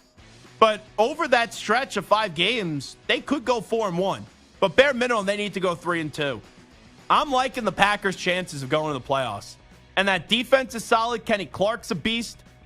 You then look at the offensive side of the ball. We'll see what happens with Christian Watson. But Watson and Dobbs are starting to show their worth whenever Aaron Jones gets back. That will also be big. But you see inside the NFC right now, when you look at the divisions, so Eagles are a playoff team, Niners will be a playoff team, Lions probably still win that division. Let's say the Falcons win the South, and then the Cowboys will be a playoff team. After that, you're looking at the Vikings, who are 6-6 right now. You still play them. You lost early in the year. You then have the Rams, who are 6-6, the Seahawks, who are 6-6, and then all those other teams that are 5 wins or lower, you know, Bucks or Saints, they don't win their division, they're not getting in. And after that, it's like a 4-win Giant team, a 4-win Bears team, a 4-win Commanders team. I trust the Packers to make the playoffs. And in reality, I know Packers fans may not want to hear this. The wins and losses before the season were irrelevant. You just need to walk away from this season thinking Jordan Love is your guy for next year. Now, wins and losses become relevant Because when you only have a 5-game sample size, you would assume Love plays well enough in these final 5 games. He should be good enough to get you 3 wins, and 3 more wins probably gets you into the playoffs. Let's go to Philadelphia, where Brock Purdy was there yesterday, rocking out with his Brock out, as Brock Purdy makes it clear that everything went right for the 49ers on Sunday. Outside those first 2 drives, it's like that's, the Niner football that we know. That's the offense that we know. When everyone's doing their part, everything's clicking, obviously. Some great play calls. And then, everyone just makes plays and does it the right way. We protect the ball. Defense does their job. That felt good. So I think there's multiple storylines usually that comes out of a game. But for the most part, Eagles 49ers, we thought that was going to be a heavyweight fight. I thought it was going to be 27-24 49ers. But outside of the first quarter, the game was a dud. And I think when you look at the storylines here, the first reaction is, wow, the 49ers just killed the Eagles. Then it was Deebo Samuel backed up all of his talking. And then the fun storyline here is the Big Dom storyline. So Big Dom is the head of security for the Eagles. He's been there forever. And Dre Greenlaw gets into it with Devontae Smith, and Big Dom's on the sideline. He tries to break it up, but when doing that, he puts his hands on Dre Greenlaw. Then Dre Greenlaw puts his hands on Big Dom, and the two of them went at it, and they both ended up getting ejected. Here is Kyle Shanahan on Big Dom getting Greenlaw ejected from the game. Tried my hardest not to lose my mind. Hopefully I didn't embarrass myself too bad. But yeah, once I didn't get to see it all from where I'm at, but when I start hearing people explain it to me and stuff, and I just can't believe someone not involved in a football game can taunt our players like that and put their hands in our guy's face. And from what I was told, Dre did it back to him, and I was told that he kind of mashed him in the face a little bit, so he got ejected. But it was a very frustrating play. By the way, in a fight, Big Dom or Dre Greenlaw, I'm taking Big Dom. Number one. Number two, even with that being said, I do think Big Dom was in the wrong here. As much of a legend that Big Dom is and how much I love the storyline, and I find the storyline to be funny, Greenlaw and Devontae Smith were going at it after what was not a great hit by Greenlaw. They were just standing there, kind of pushing back and forth, and then Big Dom stepped in. Now, some could say, isn't that the role of the director of security to prevent anything from going crazier? But on the football field, there was no need for Big Dom to step in. Let's go to Nick Sirianni, the usually very confident head coach of the Philadelphia Eagles, on what went wrong for his football team on Sunday. We didn't coach good enough. We didn't play good enough. It's as simple as that. And why do you not do that? Well, you got to give credit to them too. That's a really good football team, and you don't come out and play your best game against the guys that they have and the coaches that they have. It's going to look like that. I don't want to say this game was lost in the first quarter, but the Eagles could have made a big statement at home in the first quarter. First drive of the game, they were driving the ball down the field, had to settle for a field goal. Then the 49ers go 3 plays, -2 yards. You get the ball back, 12 yards, 12 plays, 53 yards. You take 7 minutes off the clock. You settle for a field goal. Then it turns into a punt party, punt. And then once the Niners get that touchdown to make it a 7-6 game, it's like, wow. When that touchdown was scored, it was with 7:10 remaining, I believe, in the second quarter. At that rate, it didn't feel like the Eagles should have been down by 1, but they were. And when you don't play your best football against a team like the San Francisco 49ers, when you had a chance to deliver an early punch and put a real dent in what they were trying to do, and you leave that coffin open, not only going to rise from the dead, they're going to overtake you, and then they're going to dominate the game, and that's what transpired. We played a little Jordan Love earlier as the Packers defeated the Chiefs. How about Kansas City? Their offensive problems are still existent. Here is their quarterback, Patrick Mahomes, on the recent issues. Obviously, we're not where we want to be at, but I feel like we're close. We're playing a lot of good football teams really well, winning some of those games, losing some of those games, and so we're kind of in the go zone now where we got to try to get it going through the stretch, and all we can do is learn from this game and be focused on another challenge this next week coming to Arrowhead. By the way, the officiating in this game in the final minute or two was god-awful. Mahomes was in bounds. He was trying to get out of bounds, but he wasn't out of bounds yet, and he's a runner, and they called an unnecessary roughness penalty on the defender for the Green Bay Packers. Then you have Patrick Mahomes throwing the ball out deep, and the receiver for Kansas City, he was mauled. No pass interference. So those two calls, one shouldn't have been made, and then one should have been made. And one wasn't made. It was just like crazy.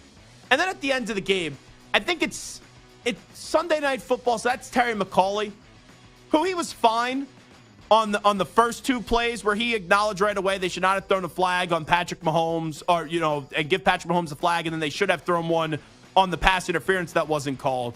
But at the end of the game, how right away, and this is why I can't stand the TV refs, because they become the story at the end of the game. And even Collinsworth and Tyreek did this too. They start advocating for pass interference to be called on the Hail Mary. We've seen guys basically get thrown to the ground and just get decked on Hail Marys. There was nothing egregious there. And I know that's officiated differently. Sometimes fans, they go, oh, the big announcers, all they do is root for Mahomes. All they do is root for the Chiefs. I dealt with that 20 years of my team. Oh, the announcers just root for Tom Brady. Jim Nantz just roots for Tom Brady. Troy Aikman and Joe Buck just root for Tom Brady. Mike Tirico just root for Tom Brady. Last night, I'm a Packers fan. Yeah, I'm annoyed at the end of the game. You're thrilled that you won. But how the announcers right away, including Terry McAulay, are trying to make this case for pass interference that should not have been called on that Hail Mary. And it wasn't called. Let's keep it moving. This is Mike McDaniel as the Dolphins put up 45 points up against the Commanders. They beat them by 30 points. Mike McDaniel says the Dolphins aren't afraid of anyone in the NFL. The one thing that I really feel from the team and what makes me so happy to come to work is this team doesn't care who we're playing. It doesn't have it does not have an effect on how they prep, and I know through experience that those residuals are paramount. Well, it does matter who you're playing, Coach, and it has affected your team because we all know the potential of this team. They're 9-3. But crushing the Commanders who stink does nothing for me. Now, crushing the Jets on Black Friday does nothing for me. Because when you've gone up against the teams that are considered the better teams, the Eagles, the Chiefs, and then even earlier in the season in Buffalo, that's where your 3 losses have been. Like the Dolphins, we know they could put up points on anybody. But their wins are the Chargers who stink. The Patriots who stink. The Broncos, who, as the kids would say, are mid. The Giants, who stink. The Panthers who stink. The Pats who stink. The Raiders who stink. Sorry, Stu. The Jets who stink. And the Commanders who stink. So you're crushing a bunch of stinky teams. But when you go up against the quote-unquote better teams, you've lost. The Dolphins, the Cowboys, and also, when you look around the NFL, there are a few teams that they just beat the bad teams. They don't beat the good teams. And you kind of have seen that trend this year. The Lions, I know they beat the Chiefs week 1, but that was without Chris Jones. That was without Travis Kelce as well. Like those 3 teams, Dolphins, Lions, and Cowboys, they all beat up on the bad teams. But when they play the really good teams, they show there's still a long ways to go. All right, let's go to Booger McFarland. He was on ESPN when Florida State did not get into the top 4 of the college football playoff. The 4 teams, as you know by now, in at number 1 was Michigan, 2 was Washington, 3 was Texas, and 4 was Alabama. Here's Booger McFarland. To me, this is a travesty to the sport because we go out there on the field and we play the game. And regardless of whether it looks good at the quarterback position, regardless of whether we win with offense, whether we win with defense, the name of the game is to win. And that's a reason never before has this not been done. Winning a Power 5 conference, going undefeated, and not getting into the playoff. So I understand we want to look at style points and who are we going to get for the best matchups. But that's not what this is about. This is about understanding to get the 4 best teams. One team has a loss, and that's Alabama. One team doesn't in Florida State. And the fact that this committee could take a Power 5 conference champion that's undefeated, those kids have went out there and busted their behind and not get into the playoff based on the eye test. Mind you, this is the same Alabama team who needed a prayer in Jordan Hare to beat an Auburn team that lost to New Mexico State. So that's really what has me bothered right now. And let's go to Kirby Smart, who believes Georgia should be in the college football playoff, even though they lost the SEC championship to Alabama. Bill Hancock said, it's not the most deserving. He said, simply, it's the best 4 teams. So if you're going to tell me somebody sitting in that committee room and doesn't think that Georgia team is not one of the best 4 teams, I don't know if they're in the right profession, because it's a really good football team. It's a really talented football team. It's a really balanced football team. Well, don't lose to Alabama. That's all I could say to Kirby Smart. Because, yes, Bill Hancock did say it's the 4 best teams, but as we've seen throughout the years, it's the best teams that are also the most deserving. And there's a mix. And there was only 5 of those teams this year. I'll say it until the cows come home. There were 5 teams you can make the case for the most deserving and that were the best teams. And when you go through those resumes and when you look at who would beat who, I think the committee got it right, even though it does feel like it's rotten that Florida State doesn't lose a game this year, but because they lose their quarterback, now they're held out of the college football playoff. And finally, here's Eli Drinkowitz on ESPN, the head coach at Missouri. Missouri's going up against Ohio State, and he makes a little Connor Stallions joke going back to the whole Michigan scandal. Hey guys, I got a quick phone call. Connor Stallion's beeping in right here. I'm trying to get a few signals here, so I gotta go. But as soon as we get done, look forward to competing against Ryan Day, and we'll go from there. Maybe you'll get some help in that regard too. Drink, always a pleasure, man. Thanks a lot for being with us. M-I-Z. M-I-Z.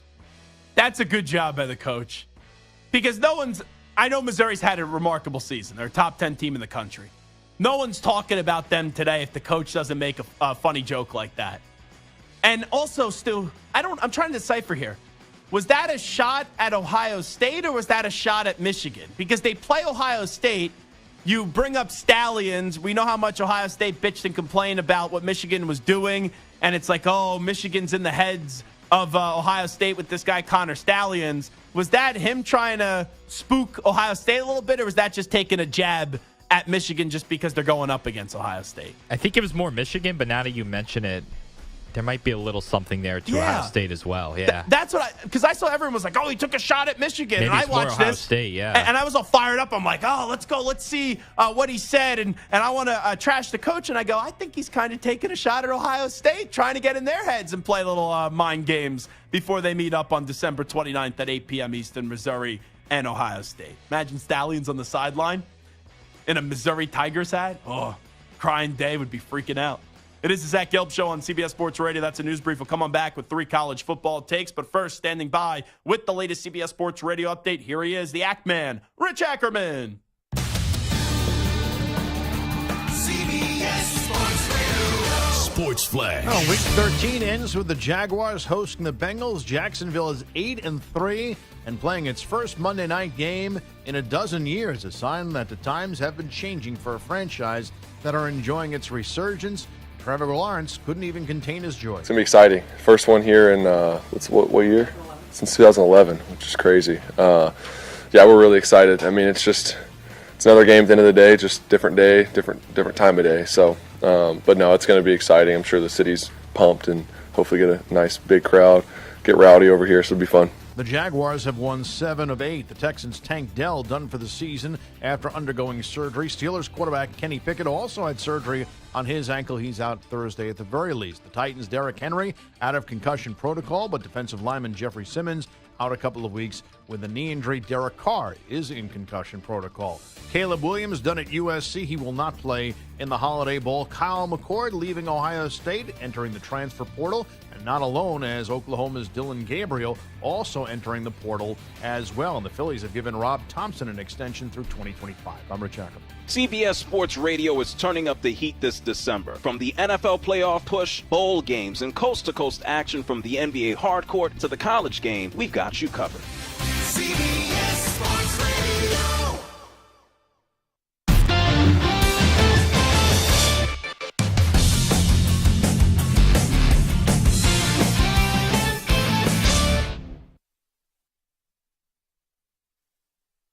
You're in a 5-minute break.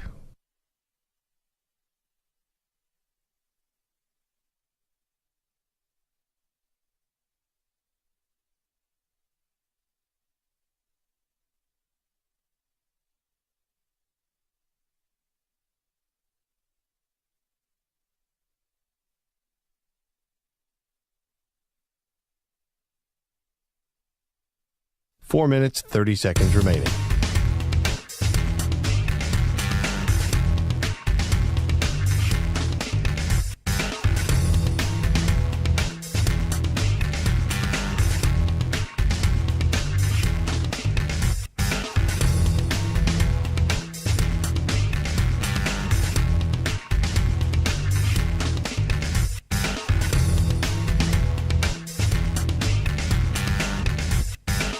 Four minutes remaining.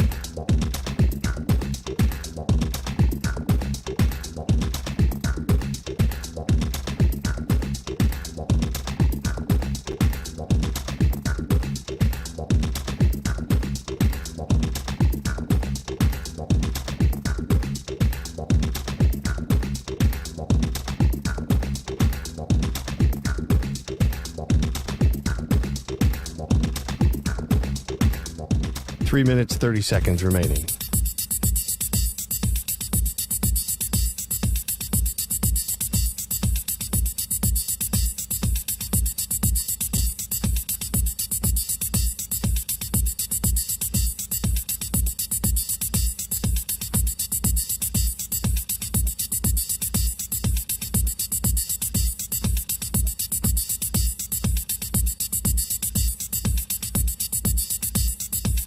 Three minutes remaining.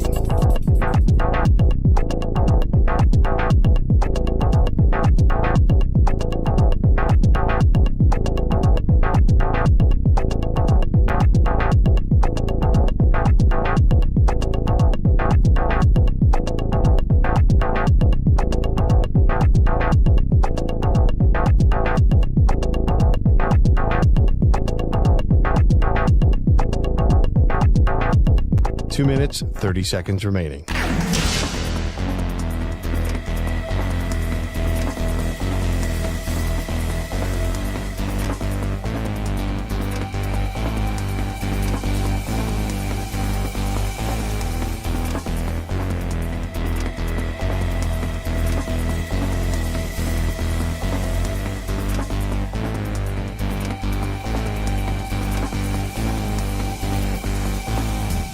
Two minutes remaining.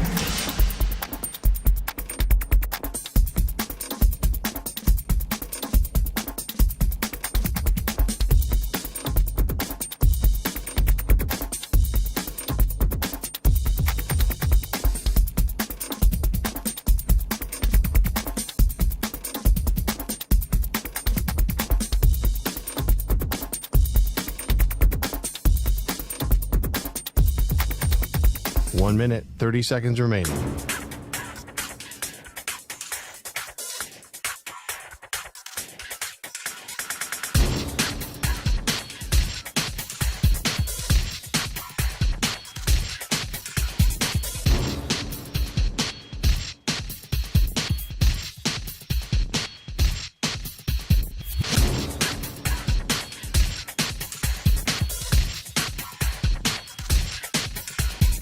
One minute remaining.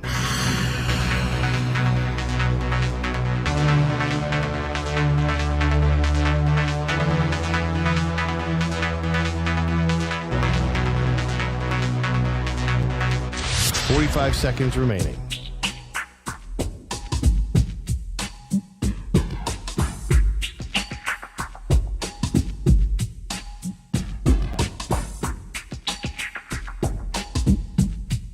Thirty seconds remaining.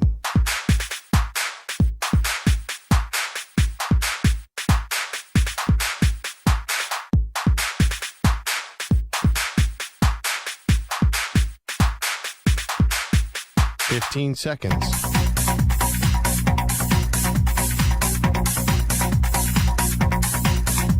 Break ends in 5 seconds.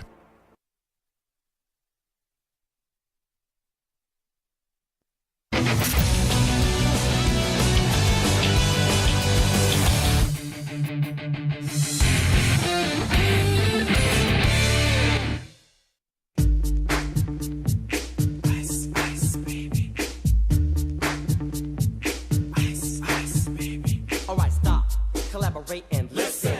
He's live. He's nationwide on CBS Sports Radio. This is the Zach Gelb Show. So you know the passion of Bills fans, Jim Kelly. It's really second to none. And it's an unbelievable town and just such great people, too. And it's all about football, food, family, maybe a few drinks here and there as well.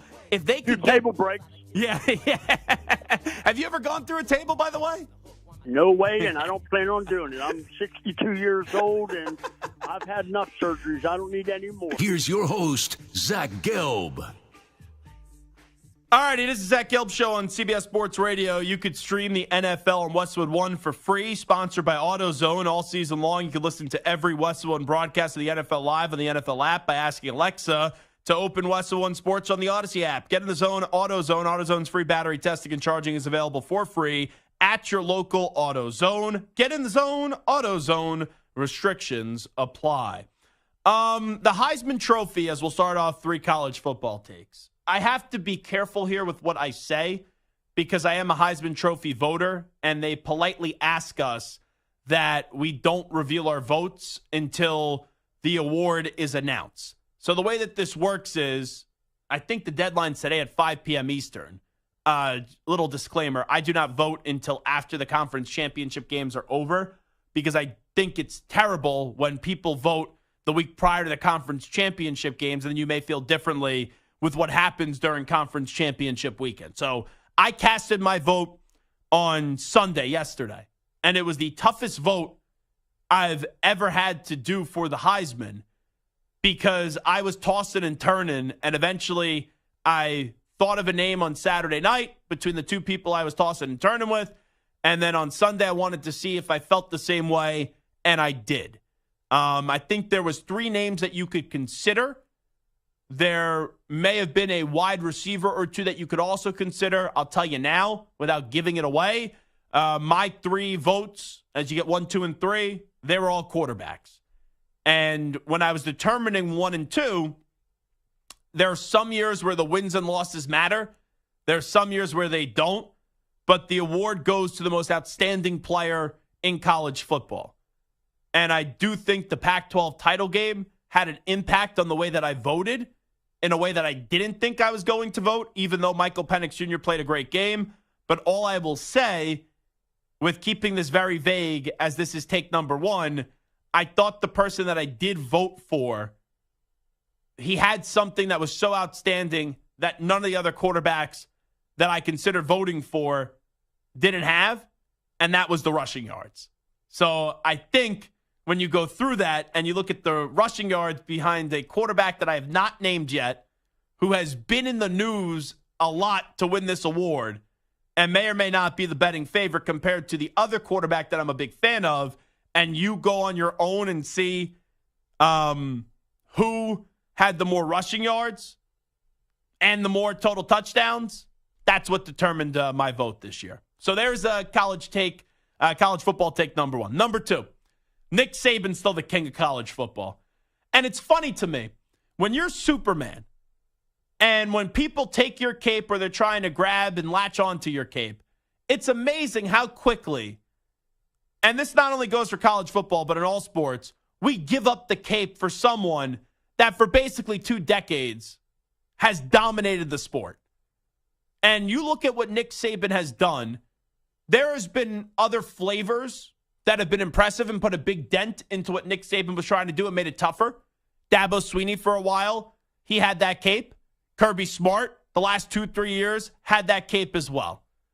But Nick Saban, in a year where you look at this Alabama team, it's not a great Alabama team. Like going into the season, not a lot of people are picking them to win the SEC. Heck, not a lot of people are even picking them to get to the SEC title game. LSU was a more popular pick before the season started than Alabama.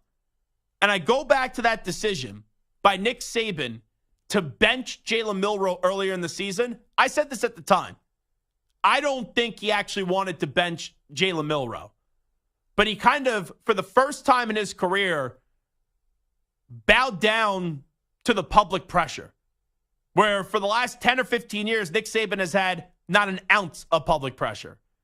But you had Bryce Young and Will Anderson. You lose in the national title game to Georgia.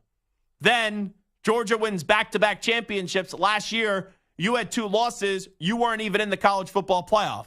And this year, early on in the season, in one of the games of the season, you lose at home to Texas by 10 points. And after that moment, we looked at Alabama. You're like, oh, Milroe's not that great. The defense is phenomenal. They don't got much on offense. Maybe Saban's starting to lose his fastball. And right away, like, no one gives Nick Saban the benefit of the doubt. And look what happens now. Saban's one of the 4 best teams. Saban gets to the SEC title game. Milroe the last few weeks has looked pretty damn good. I know they had to pull a rabbit out of the hat at halftime up against Tennessee. They did so very quickly in a snap of a finger by the end of the third quarter against Auburn. 4th and a milli. 4th and goal at the 31. And you make one of the craziest plays I've ever seen in college football. Hasn't been pretty. Hasn't been sensational. But right now, like, I just asked a simple question. Who's going to win it all? Who's going to win it all in college football? Because even as a Michigan fan, and I don't know who I'm going to pick yet to win it all, it's almost tough to not pick Alabama at this stage of the game. And you know the College Football Playoff Committee would be doing somersaults in the street if Alabama goes and wins it all. Because that's the most contentious and controversial pick, putting Alabama in the playoff. And right now, that's our poll question. At Zach Gelb at CBS Sports Radio. Make sure you chime in. Who wins the national championship? Michigan, Washington, Texas, Alabama. That's what makes this one feel so fun, is because we truly do not know who's going to win it all this year. Alabama right now is leading the way at 36.2%. Michigan, 31.5%. Texas, 18.5%. And then Washington still getting disrespected at 13.8%. So Saban is back. Alabama is back. And that's college football's worst nightmare. And then finally, even though I agree with the College Football Playoff Committee, and I am more than fine with what they did, I feel horrible for Florida State. And you saw the frustration and the anger in the hands of Mike Norvell yesterday when he was sitting there on that folding chair and they announced the team. It was very sad. And they announced that his team doesn't get in. It stinks. It's horrible. You're undefeated. I don't even know what you say to your kids. And Jordan Travis, I feel horrible for him. He's saying, oh, I wish I broke my leg earlier in the season so you could see how great this team was without me. I can't crush the committee for what they did, but also in the same breath, I don't know what you say to Florida State.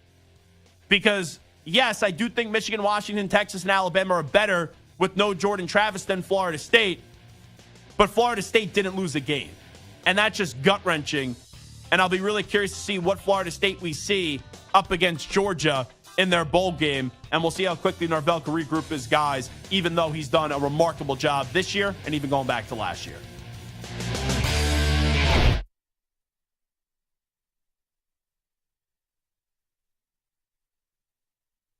You're in a 5-minute break.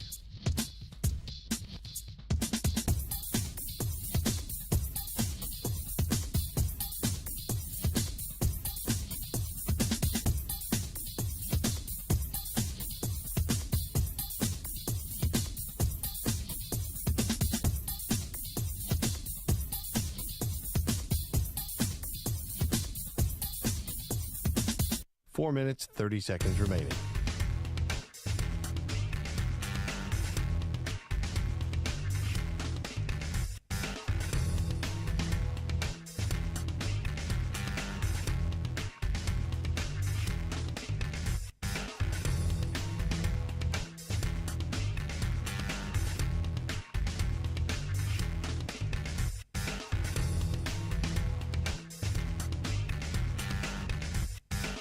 Four minutes remaining.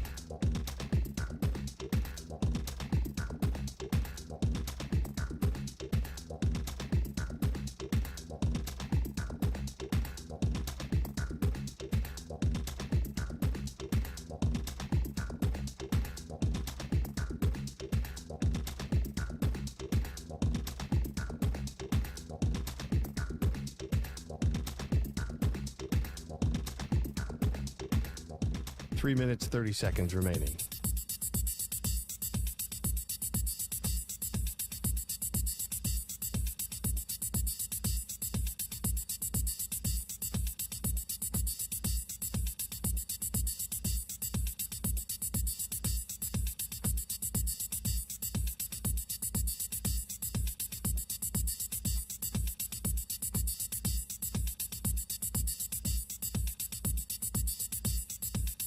3 minutes remaining.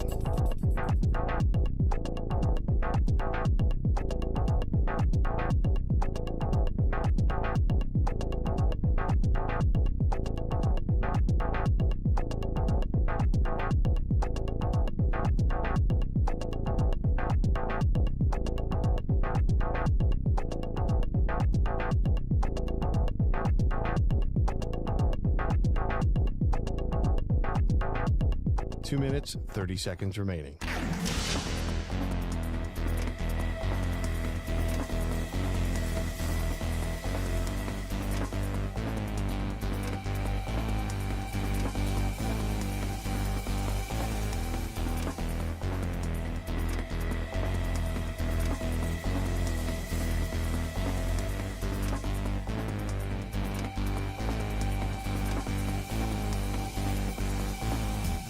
Two minutes remaining.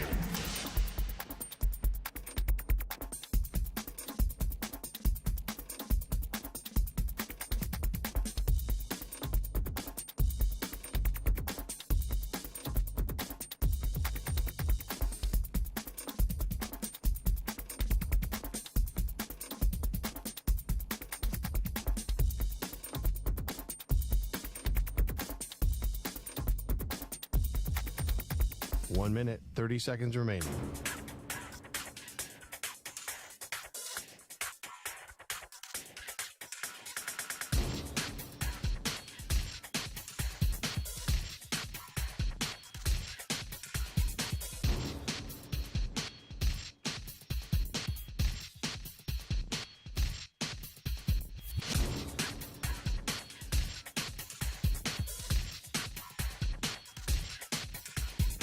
One minute remaining.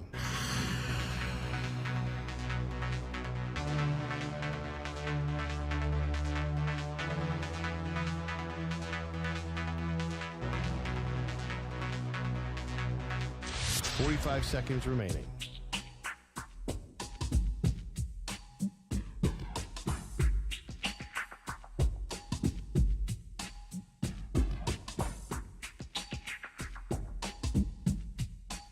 Seconds remaining.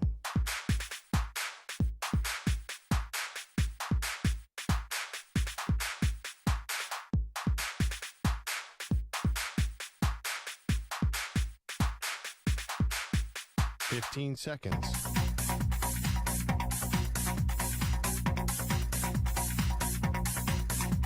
Break ends in 5 seconds.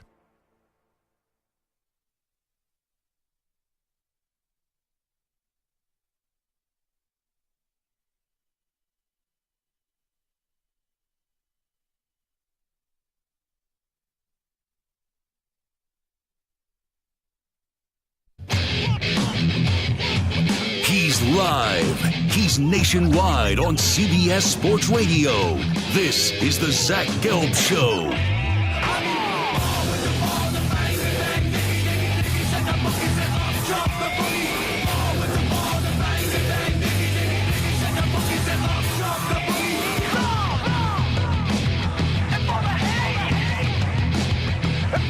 Here's your host, Zach Gelb. All righty, we continue. This is Zach Gelb Show, coast to coast on CBS Sports Radio, hour number 3 of our radio program. We're about 13 weeks done with the NFL season. Week 13 does conclude tonight with the Jaguars and the Cincinnati Bengals. And you start to get an idea, with it being the 4th day of December, who should be your MVP in the NFL, or who should be the candidates for MVP. I'm looking at the latest odds. Dak Prescott, plus 350. Brock Purdy, now plus 350. Jalen Hurts is at plus 400. Patrick Mahomes at plus 900. Tua Tagovailoa at plus 1,000. You have Lamar Jackson right around plus 950, 1,000 as well, depending on what sports book you look at. So I just listed off 1, 2, 3, 4, 5, 6 players. All are quarterback, quarterback, quarterback, quarterback. And no non-quarterback has won the MVP since 2012. No wide receiver has ever won the MVP. Tyreek Hill's odds are plus 2,000 to win the MVP. I'd hammer that. Now, I don't even think he's going to win the MVP because the voters will just go quarterback, quarterback, quarterback, and won't be creative and won't be smart. It's not who's the best quarterback. It's who's the most valuable player in the sport. And the answer is Tyreek Hill. He's on pace for over 130-something catches. He's on pace for 17 touchdowns and on pace for 2,098 yards. He's the MVP of the league. And none of those quarterbacks have really distanced themselves from the pack. Dak Prescott hasn't been beat a great team this year. Brock Purdy, I think of Christian McCaffrey more for the success of that team, even though Brock's playing great, than Brock. When I look at Run CMC, Jalen Hurts didn't have a great performance yesterday. Lamar Jackson is so important to that team, but his stats aren't great. Patrick Mahomes, their offense has been struggling. Tyreek Hill should win the MVP just on his own team before Tua Tagovailoa, and also the rest of the NFL. But I have zero confidence that these voters are going to go to a wide receiver and are going to go with the non-quarterback. But if there was ever a year, and I get it, quarterback's usually the tiebreaker because the ball is in their hands on almost every play. So I understand why quarterbacks are usually the tiebreaker. But this year, there's no standout quarterback that I say I have to give the MVP trophy to. Quite frankly, I think the two most valuable players in the league right now are Tyreek Hill and Christian McCaffrey. And I do believe Tyreek Hill is the most valuable player out of all the 32 teams in the NFL right now. So I would vote him for MVP. Stu, let me ask you this. And it's kind of crazy that a wide receiver has never won the award. And we've had some monster NFL wide receiving seasons as of late. Justin Jefferson last year was sensational. 2 years ago, Cooper Kupp had the Triple Crown, catches, receiving yards, and then also touchdowns. I know the numbers at plus 2,000 for Tyreek Hill. What's going to have to happen for Tyreek Hill to win this award? Like, do you think there's any shot that the voters will end up giving Tyreek Hill enough votes so he could become the first wide receiver to win the MVP award? Unfortunately, I think he would have to go on quite the run to get it. I mean, right now... How does he do better than what he did this year? He's going to be the first receiver to get 2,000 yards in NFL history. But I think he's going to have to almost obliterate that, and the Dolphins are going to have to have a very strong finish because, like you said, it's always a quarterback, even if it isn't necessarily deserved to be a quarterback. Yeah. You see Dak Prescott there. Dak Prescott has really good numbers. The Cowboys have a good record, one of the best records in the NFC. You know the voters kind of want to give it to Dak to get that, Dallas Cowboy, the MVP. I think that's a concern. I do think it'll probably be Dak, but should it be Tyreek Hill? I'm with you. I think it definitely should be Hill or McCaffrey. I would love to see a non-quarterback win. You know what's crazy? Dak could win the MVP. And this is not trashing Dak. I've said this 3,000 times. He is the definition of a really good quarterback. He is not a great quarterback. He's not someone that I believe in the final 2 minutes of a game to get the ball down the field and get you to walk out with the victory up against the elite teams. Dak wins the MVP this year. It's kind of tough to give him the MVP, even though what you're saying does have some validity to it, that it will be a quarterback and maybe it ends up being Dak. But when you see Dak Prescott, is anyone actually intimidated by Dak? You're a defensive player. Are you shaking in your boots? Are you losing sleep at night when Dak Prescott is the quarterback of the other team? And that's not a diss at Dak. That's not a jab at Dak. That's Dak Prescott sucks. The guy is a really good quarterback. But we've seen MVP winning quarterbacks, and maybe it's just because we've been spoiled. But he's not a Mahomes. He's not a Brady. He's not Peyton Manning. He's not Lamar Jackson. Look at the quarterbacks that have won MVPs. And it just doesn't, I don't know. When I just hear the name Dak, and when I look at Dak Prescott as a quarterback, he's good. He's really damn good. But MVPs are supposed to be great.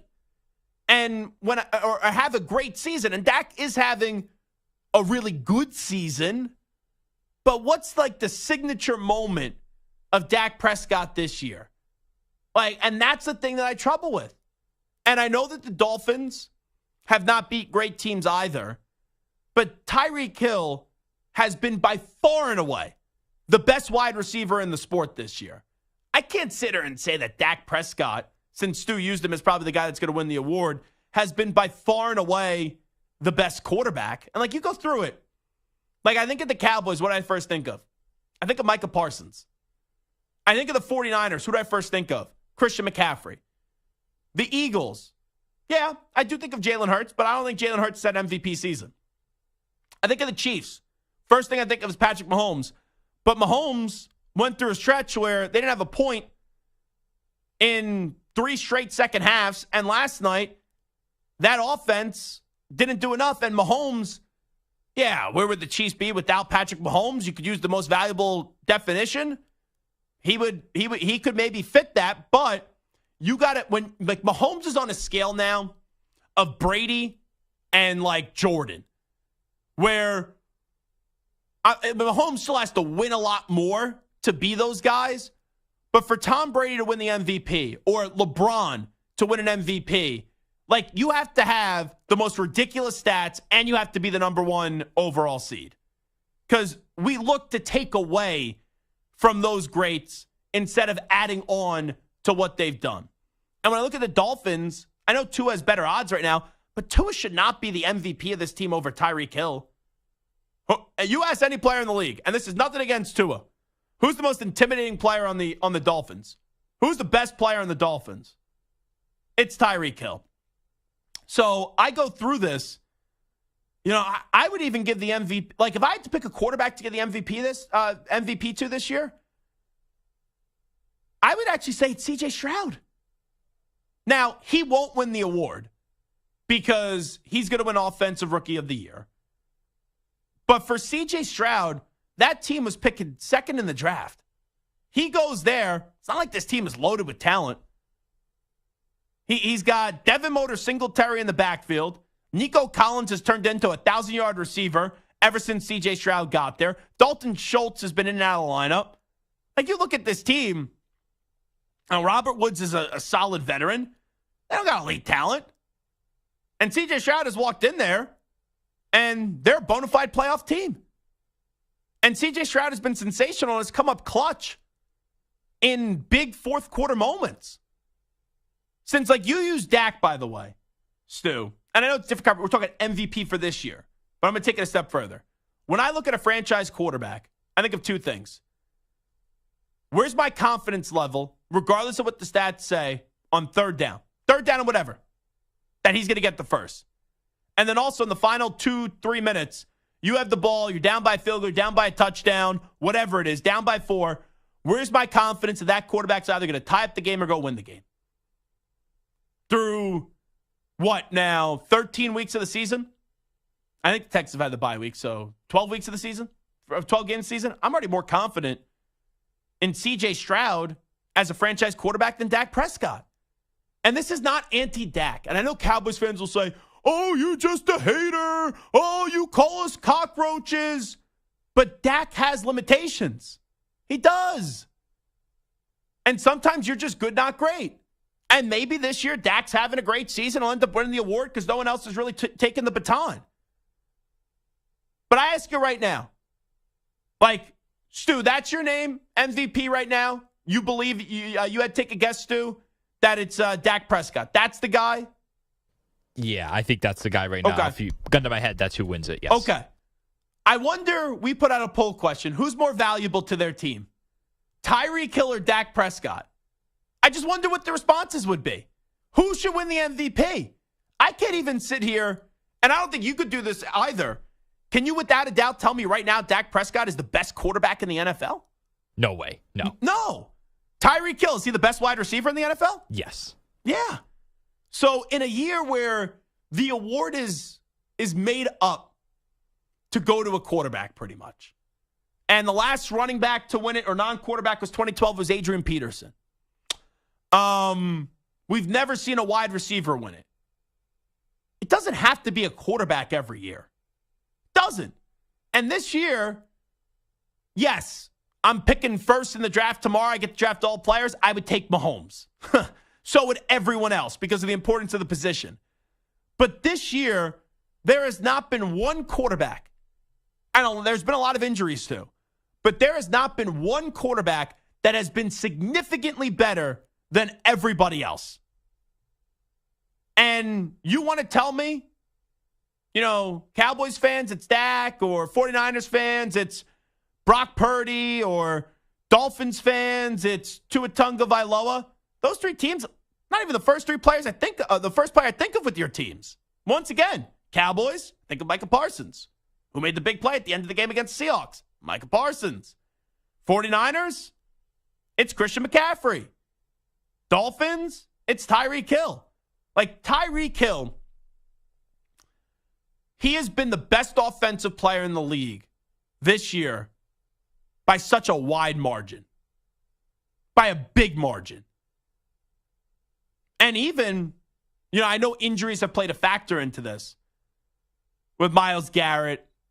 And then you look at the TJ Watt situation as well. And those teams have no offenses. You look at the legit definition of value.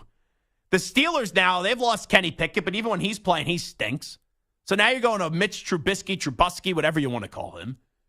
And for the Browns, they're playing Joe Flacco. Where would those teams be without Myles Garrett and TJ Watt this year? So in a lot of years, people get on these platforms and they go, oh, it just goes to a quarterback. And most of the years, the quarterback is the most valuable player. But this year, the quarterback, through 13 weeks, is not the most valuable player in the NFL. Not the most valuable player in the NFL. I have vote. The four guys I would consider, and I don't have vote, to be clear. One would be Tyreek. Two would be Christian McCaffrey. And then Steelers or Browns make the playoffs. Got to be either TJ Watt or Myles Garrett. That's the way that I would look at it right now. And if I had to pick a quarterback, I know his stats aren't great this year, but what does Lamar Jackson have with the Ravens? Mitchell has become a decent running back. They lose J.K. Dobbins for the year. Wide receiving wise, Zay Flowers has been a solid rookie. Odell Beckham Jr. in and out of the lineup. Mark Andrews now done for the season. And that team could be the number one overall seed in the AFC. I don't love anybody when it comes to quarterbacks this year winning the MVP. I don't. And I should have to love someone for this award to be given out.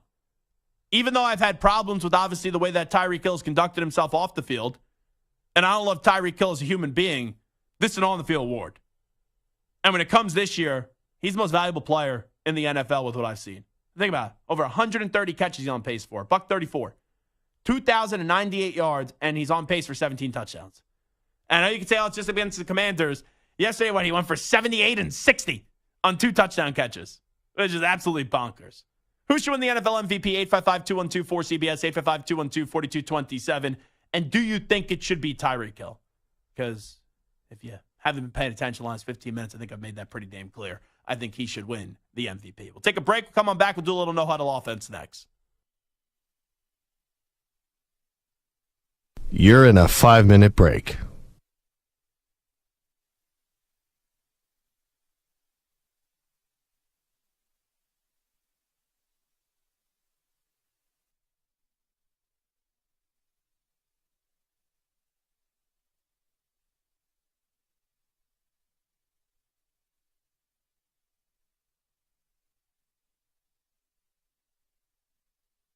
Four minutes, 30 seconds remaining.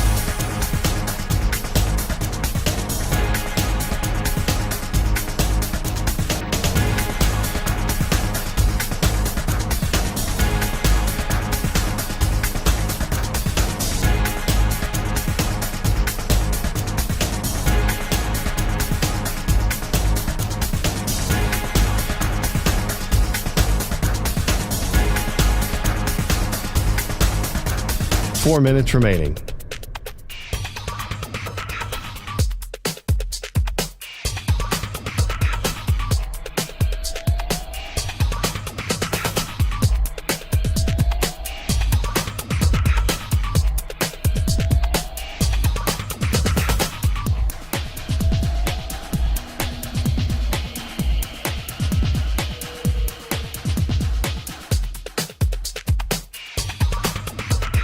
3 minutes, 30 seconds remaining.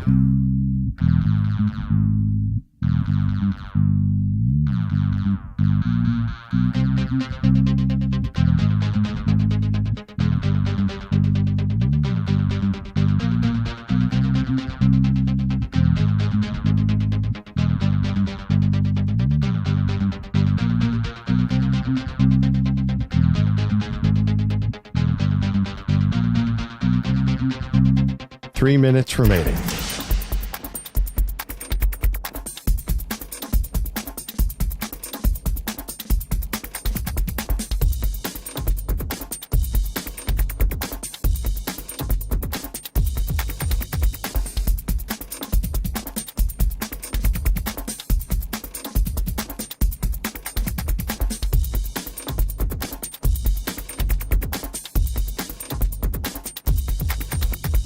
Two minutes, 30 seconds remaining.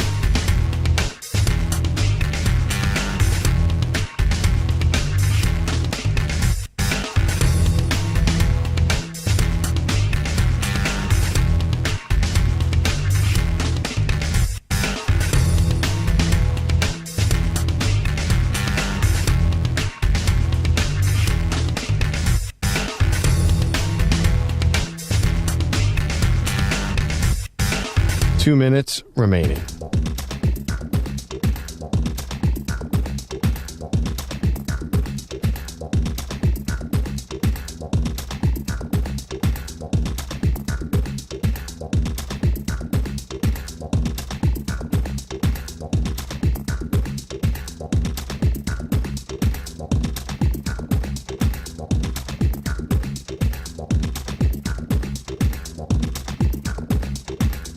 One minute, 30 seconds remaining.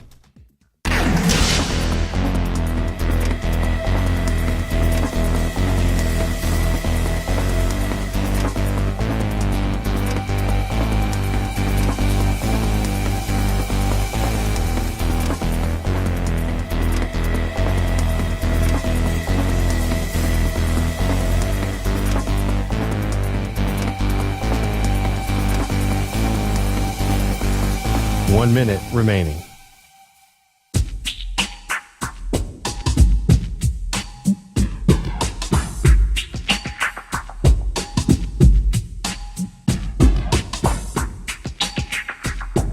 Forty-five seconds remaining.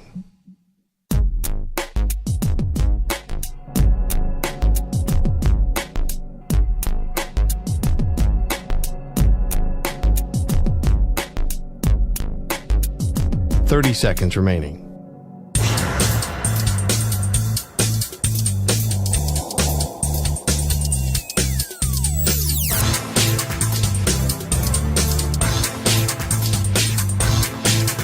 Fifteen seconds.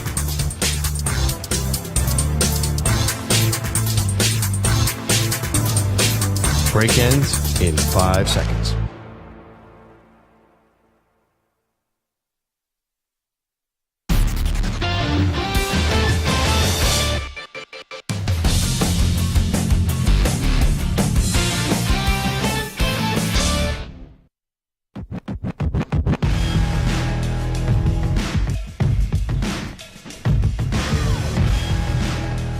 The Zach Gelb Show is on the air. I will say, if people are listening in Houston, I do love the city of Houston. Enjoyed my time there for the Super Bowl a few years ago. Great town, good party atmosphere, some good food, and also a heck of a Super Bowl where the Patriots did come back from down 28-3. So maybe that's why I liked it a little bit extra more. This is the Zach Gelb Show. All right, it's the Zach Gelb Show on CBS Sports Radio. When I was a kid, I think everyone had a big-time sweet tooth when it came to cookies. I loved Oreos. I loved the chocolate chip cookies that came in the red packaging. That was the chewy chocolate chip cookies. I was also a big fan, and Stu gives me the thumbs up. He's like, oh, yeah, that red packaging, the chocolate chip chewy cookies. You probably packed a few of those cookies when you were a kid, Stu. There's no doubt about it. I still do. Way too many. I would say Vienna fingers were also very good. And, what was the other cookie that I really did like? I'm forgetting the other one. But I just saw one of the cookies that I loved as a kid that I think is one of the more underrated cookies ever. and it was in the newsroom. Someone brought in a container of fudge stripes. This is an elite cookie. Wait, Jack, are you shaking your head as if this is not a great cookie? Or you're in agreement with me there? Oh no, I'm agreeing with you 100%. Oh, okay. I'm like, oh yeah, those are the best. Gotcha. The fudge stripe cookie is an absolutely phenomenal cookie. Now I'm gonna eat it right now. I can use some milk too. I know it doesn't make for the best radio, but you put a fudge stripe cookie in front of my face, there's just nothing else I could do about it still. I gotta eat the cookie. The fudge stripe cookie is an elite cookie.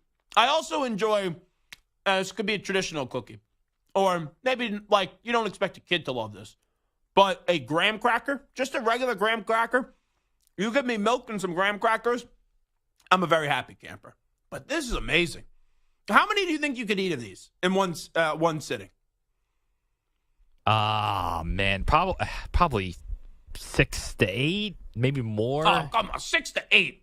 I mean, how could I eat, or how many would I, Stu, eat without? You have yourself a nice little toasty.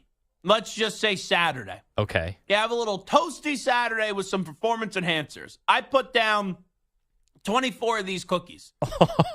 How many cookies can you put down out of 24? Probably 15. I think you put down more. You think more? You think I do more? You get into that stash that Brian has. I think you could clear the whole box in a second. Those cookies are unbelievable. All right, let's get to a little no huddle offense.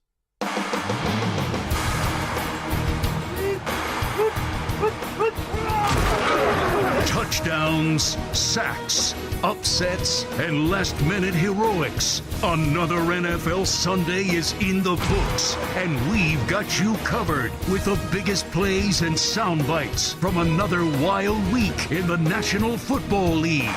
It's time for No Huddle Offense on the Zach Gelb Show. So all those cookies I just named, by the way, were elite when you were kids, and probably are still elite now. But I think when you get older, you know what I think everyone would agree on is the best cookie, the preeminent cookie right now? Whatever that Tate's Bake Shop brand is that comes in the green packaging, those, see, Jack goes, yep, you know what you're talking about.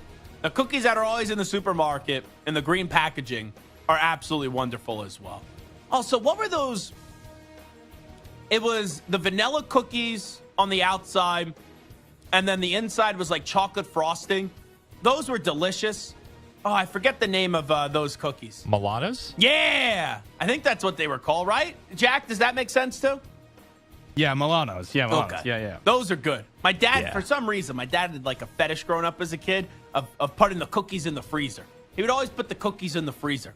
I never understood why he would do that, putting the cookies in the freezer. Oreos actually don't taste that bad in the freezer. All the other cookies, I was very disappointed as a kid when we get them. Where'd the cookies go? And then they would all go into the freezer. All right, we start things off with the Broncos and the Texans. Russell Wilson was trying to drive at the end of the game and just rob the Texans of a victory. But last year's Russell Wilson, please stand up. Here's another pick by Russ. 3rd and goal from the 8. Wilson in the gun. One back. P-Ride. Wilson gets the snap. Wilson chased. Wilson escapes the sack. Throws left side of the end zone. Yes! It's intercepted.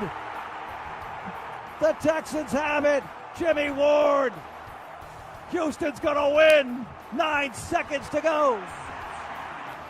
Welcome back, Jimmy Ward. The Texans turn back Denver. Point blank range, and they say no. So that play, I was confused what was happening. I don't know if the center snapped the ball too early or Russ just didn't realize the ball was coming his way, but there looked like there was a problem on the snap. And then Russ started backpedaling, and then he was about to get sacked, and he throws the ball up in the air, and it gets picked, and they don't live to see another down. That's a bad interception by Russ. And he had 3 of them in the game. And I said this going into the game. I was skeptical about the Broncos. 5-game win streak, everyone loving Sean Payton and Russell Wilson. Oh, they're back. Maybe they're going on a playoff run. And I looked at this game, and I said, even though I probably would rather have C.J. Stroud and DeMeco Ryans, Sean has the coaching experience, Russ has the quarterback experience. And it wasn't enough. and they end up losing that game. And Nico Collins had 9 catches for 191 yards and a touchdown. Tank Dell, as we keep on talking about all these great rookies for the Texans, C.J. Stroud, who was 16 of 27 for 274 yards in the game and a passing touchdown. You had Will Anderson Jr., who is slated to join us tomorrow on the show. He had his best game as a pro so far with 2.5 sacks in the contest. Tank Dell has been sensational out of Houston, was the 3rd round, 69th overall pick. Unfortunately, he's done for the year with a broken fibula that he suffered in the game. I look at the Broncos now at 6-6, and I just don't think this team's going to make the playoffs. Like, their schedule, it's not impossible. You play the Chargers twice. You got the Lions, who are a good team. You had the Patriots, and you had the Raiders. But in the big moments, I think Sean and Russ together are proving that they could be something. But I don't think at a snap of a finger they go from dreadful to just because you get a new coach and all of a sudden you're taking over the NFL and you're going to be one of the top 7 teams in the AFC. All righty, let's go to the Superdome. This game looked like it was going to be a blowout. 24-7 at halftime. Lions looked like they were cruising into a victory. Then the Saints get back in it. Then Derek Carr unfortunately gets hurt. And Jamison Williams distanced themselves from the Saints to get this back up to 33-21 just when it was getting close. Here is a 19-yard touchdown run and air Jamison Williams into the end zone as he dove from the 2 or 3 yard line when he got into the end zone for the Selly. Goff takes, fakes the give, goes end around. Now they flip it on the second back coming around. That is Jamison Williams inside the 15, sir. inside the 10, dives into the end zone. Touchdown, Detroit Lions. A little razzle-dazzle to number 9 who did a swan dive into the end zone, and the Lions have extended their lead. It was a great celebration. I would give him a 10. If that was figure skating, I would have the 10. If that was slam dunk contest, I'd be holding up the number 10 piece of paper. But the Lions, good win, good bounce back win. You beat an inferior football team. I'm still not ready to put the Lions back in contending status in the NFC. Yeah, they're 9-3. Same record as the 49ers. The Eagles are 10-2. Cowboys are also 9-3. The Cowboys, let's see what they do against the Eagles on Sunday Night Football. The Lions, they got to beat a great team. And it still feels like, even with the 49ers just destroying the Philadelphia Eagles yesterday, that the 49ers right now, they're the team to beat in the NFC. But I draw a line in the sand after those first 2 teams, Eagles and 49ers. I still think they're the only 2 teams in the NFC that I could see getting to a Super Bowl. Let's go to Pittsburgh. There was not 1 but 2 weather delays. And this made this game end at 5:30 p.m. Eastern. It got started at 1 p.m. Eastern. James Conner from the area, went to school at Pitt, started his career with the Steelers. He's now back with the Cardinals after spending 3 years with them. And in the backfield for Arizona, he found the way to go off yesterday. Here's a 1-yard touchdown run to put them up 17-3. Murray under center. Again, James Conner, the running back, gets the call. Dives over the top straight ahead into the end zone for the touchdown. In his first game as a visitor in this stadium, James Conner returns to Pittsburgh with a huge touchdown midway through the 3rd to make it 16-3. And 25 carries, 105 yards, and 2 touchdowns for James Conner. Kyler Murray, 13-23, 145 yards, and a touchdown. The Cardinals, now they picked up their 2nd win with Kyler Murray. They have 3 wins on the season. The other coming up against the Dallas Cowboys. That's when Josh Dobbs was their quarterback. They're not going to be a top 2 pick. Panthers are going to be the first pick, which will go to Chicago. They'll draft a quarterback. And the Patriots are going to probably have the 2nd pick, and they'll draft a quarterback. So then, even if you're sitting there at 3, you're going to take a quarterback with May and Williams off the board? Probably not. And you just paid Kyler Murray. Go draft Marvin Harrison Jr. Go draft an offensive lineman. Go draft a great defensive player. I think Kyler has already done enough to say that, yeah, if you don't have a chance to get Williams or May, that you keep Kyler Murray and he's their quarterback next year. I got to give a lot of credit to a team that I hate. Cowboys fans think I hate them, and Cowboys fans think they are my least favorite team in the NFL. The team I hate the most are the Indianapolis Colts. And you may say, why? It's because of the Brady Manning rivalry for all those years and how much whining the Colts did during Deflategate. And whoever that clown writer is in Indianapolis, Doyle, who's still bitching about Deflategate and is now complaining about the Heisman Trophy. He's a Heisman voter. He's like, I submitted my Heisman vote. J.J. McCarthy's not on there. Well, J.J. McCarthy shouldn't be on the Heisman. Regardless of the cheating scandal, but he's using the whole cheating scandal is why he won't vote for J.J. McCarthy, but that's an old, antiquated writer that needs to find a new profession or a new hobby. But Indianapolis and Tennessee, back and forth game, goes into overtime. There was a sequence in this game where Tennessee had a block punt. Then, when they were going for two, the Colts, they threw a pick that got returned by Tennessee for a 2-point conversion. The next punt, it got blocked again. So that was wild. The special teams coordinator for Tennessee did get fired today. One of the craziest sequences I've ever seen in the history of the NFL. Really, a block punt for a touchdown, and then you get the 2-point conversion that gets picked off, and then there was another punt block as well. It was just bananas. It was just bonkers. You get into overtime, and in this game, Tennessee lost their punter, so they missed an extra point that would have won them the game, and that was because Ryan Tannehill had a miscommunication. Then in overtime, Nick Folk makes a long field goal to put him up by 3. Then Alex Pierce makes a big catch down the sideline for the Colts. And then Michael Pittman called game on a 4-yard receiving touchdown. Listen up. 2:34 to go in overtime. Second down and goal at the 4. Minshew out of the gun. Shotgun snap. Looks to his right. In the end zone throws Michael Pittman. Touchdown! Touchdown, Michael Pittman. Ball game. I-N-D-Y. Michael Pittman into the end zone from Gardner Minshew. And the Colts win 31-28 in Nashville. Yes, sir. So Anthony Richardson's out for the year. Jonathan Taylor, who missed the beginning of the year, now is hurt again. He's out for 3 to 5 weeks with a thumb injury. Gardner Minshew goes 26 of 42, 312 yards, 2 touchdowns, gets the win. Michael Pittman, 11 catches for 105 yards and a touchdown. And the Colts are like a very quiet 7-5 football team. Like, the Colts, 7 victories? No one saw that coming. They've also won 4 games in a row. They end their season. Cincinnati, Pittsburgh, the Falcons, the Raiders, and the Texans. The Colts could potentially be a playoff team. And we talked about the MVP earlier in this hour, how Tyreek Hill should win the MVP of the NFL. Coach of the year, I think it's a 2-man race. And you have to usually exceed expectations from where they were before the start of the year, or just be so outstanding with the record to get this award.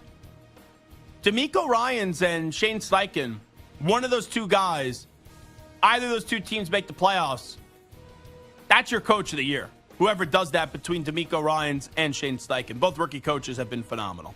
And finally, Browns and Rams. This game was good for a while, and then the Rams pulled away. Cooper Kupp, a 3-yard touchdown pass from Matthew Stafford. This made it 27-19. 3rd and goal from the 3. Kupp in motion to the right side of the formation. Stafford has it, shoots it right side. It is caught! It's a touchdown! Cooper Kupp! Touchdown! LA! And Joe Flacco had a touchdown pass early for the Browns. 23 of 44, 254 yards, 2 touchdowns, and a pick. It just stinks with the Browns. Because we talk about the Colts overcoming injuries, right? Losing Anthony Richardson, losing Jonathan Taylor. The Browns have a great defense, and they don't have Nick Chubb, and they don't have Deshaun Watson for the season. And Flacco could play fine. Like, you don't have any confidence in him anymore. This isn't Joe Flacco when we were having those dumb debates about is he elite, and he was winning a Super Bowl MVP. You know, Dorian Thompson-Robinson, P.J. Watt, like, none of those guys get the job done. And some teams could overcome that. The Browns have had a good season. Kevin Stefanski should be their coach next year. But I can't sit here and tell you that I expect the Browns to make the playoffs. Even with their record being 7-5, the Browns and the Steelers, their lack of QB play is what's going to do them in for this season. But both those teams are 7-5, and it's a crowded AFC. It's a shame that for the Browns, Watson wasn't able to stay healthy, and for the Steelers, I know Pickett's hurt. But even when Pickett was playing, he wasn't able to do all that much. All right, that's a no-huddle offense. And this is Zach Gelb Show on CBS Sports Radio. We'll come on back. We got some questions. We got some answers. We do this every Monday and Friday on the show. We call it Onside, Offside. And let me tell you, ever since eating that fudge stripe a few moments ago, my mouth has been like very watery. I need some milk to wash down that fudge stripe cookie. An elite, and I mean an elite cookie. Phenomenal. So whoever brought that into the newsroom, I thank you very much. So maybe I'll go get some milk during the break, but we'll come on back with Onside Offside. Here he is, the Ackman, Rich Ackerman.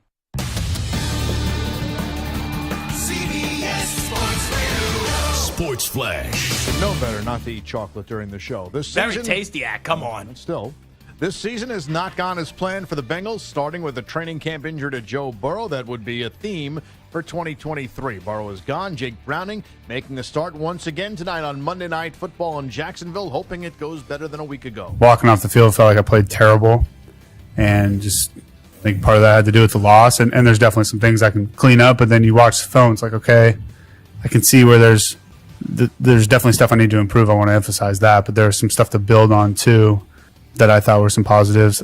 The Jaguars have won 7 of 8. They're making their first Monday night appearance since 2011. The Steelers have lost Kenny Pickett indefinitely after undergoing surgery on his sprained ankle. Robert Saleh said he has not made a decision on the Jets starting quarterback for next weekend. The Titans have lost defensive lineman Jeffrey Simmons for a few weeks due to a knee injury, but Derrick Henry out of concussion protocol. Ohio State quarterback Kyle McCord enters the transfer portal along with Oklahoma's Dylan Gabriel, and Caleb Williams will not play in USC's bowl game. I'm Rich Eckler. CBS Sports Radio is turning up the heat this December. From the NFL playoff push, bowl games, and coast-to-coast action from the NBA hardcourt to the college game, we've got you covered. CBS Sports Radio.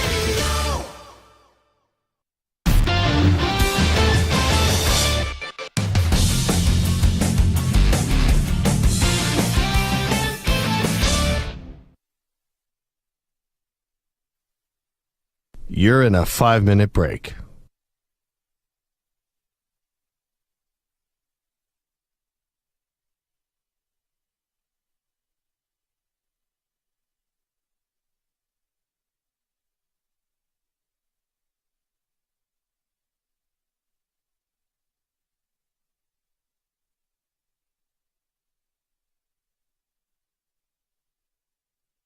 Four minutes, 30 seconds remaining.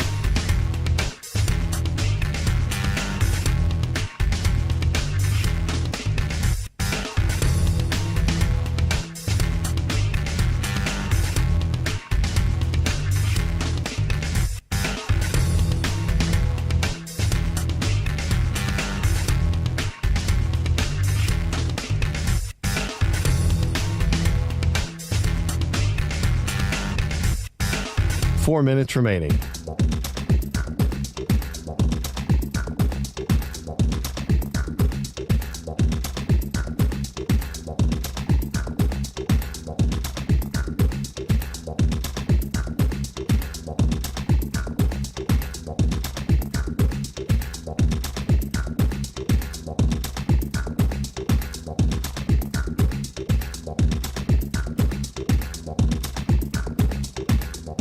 Three minutes, 30 seconds remaining.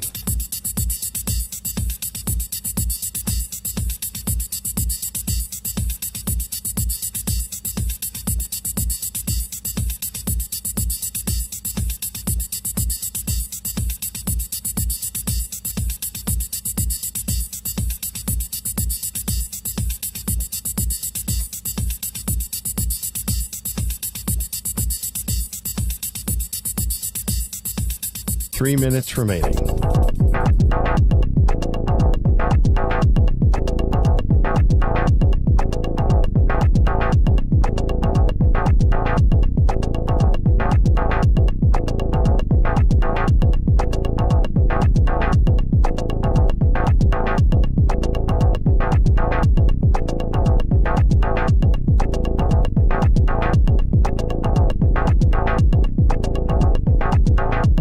Two minutes, 30 seconds remaining.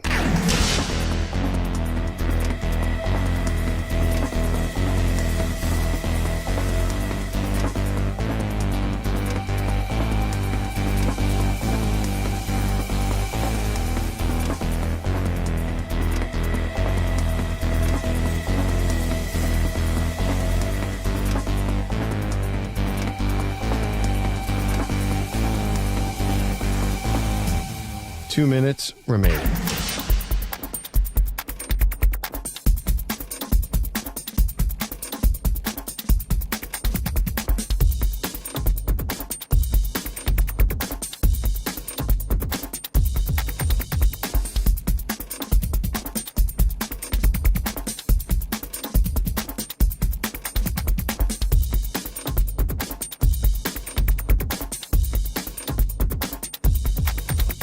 1 minute, 30 seconds remaining.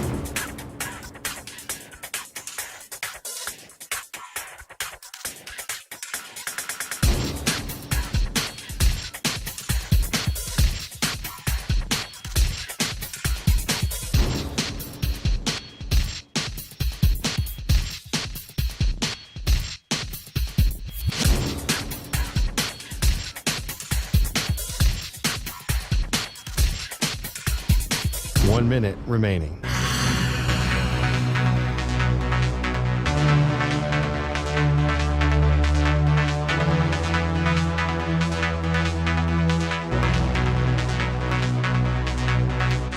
Forty-five seconds remaining.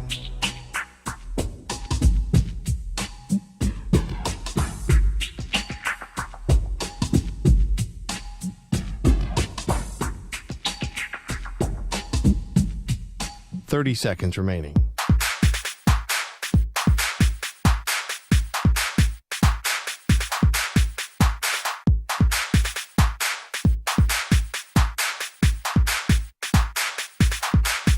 Fifteen seconds.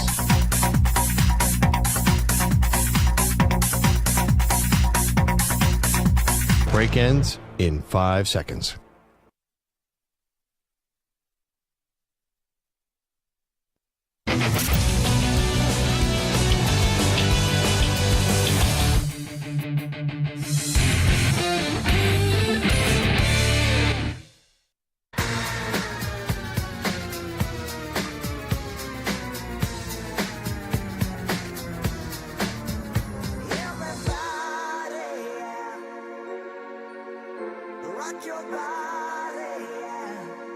Hey, this is Howie. And this is Nick from the Backstreet Boys. And you're listening to the Zach Gelb Show on CBS Sports Radio. And guess what? Zach is back. All right. He's live. He's nationwide on CBS Sports Radio. This is the Zach Gelb Show.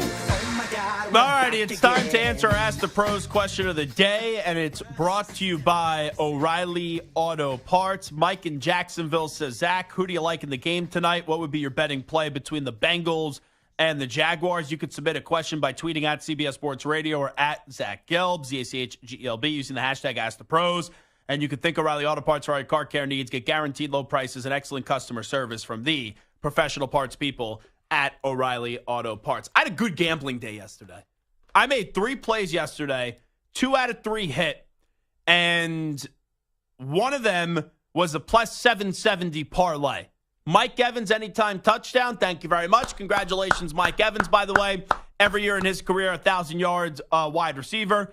I had Jalen Hurts, anytime touchdown. Eagles didn't do much scoring, but Jalen Hurts on the tush-push, boom, boom, in the end zone. And then I did have the Rams money line. That was at plus 770. I then had outright Mike Evans anytime touchdown. That was at plus 185. And I came up short on my other parlay, which is at plus 276 or 267. Cardinals plus 6. I loved the Cardinals yesterday. And then I had the Chiefs minus 6. So 2 out of 3, not bad. One hits at plus 770. So a pretty good gambling day for your boy. Tonight, I'll make one play. The Jaguars are going to win the game. We all know that. I will take, at plus 370, use some of my winnings from yesterday, Travis Etienne Jr., first touchdown score.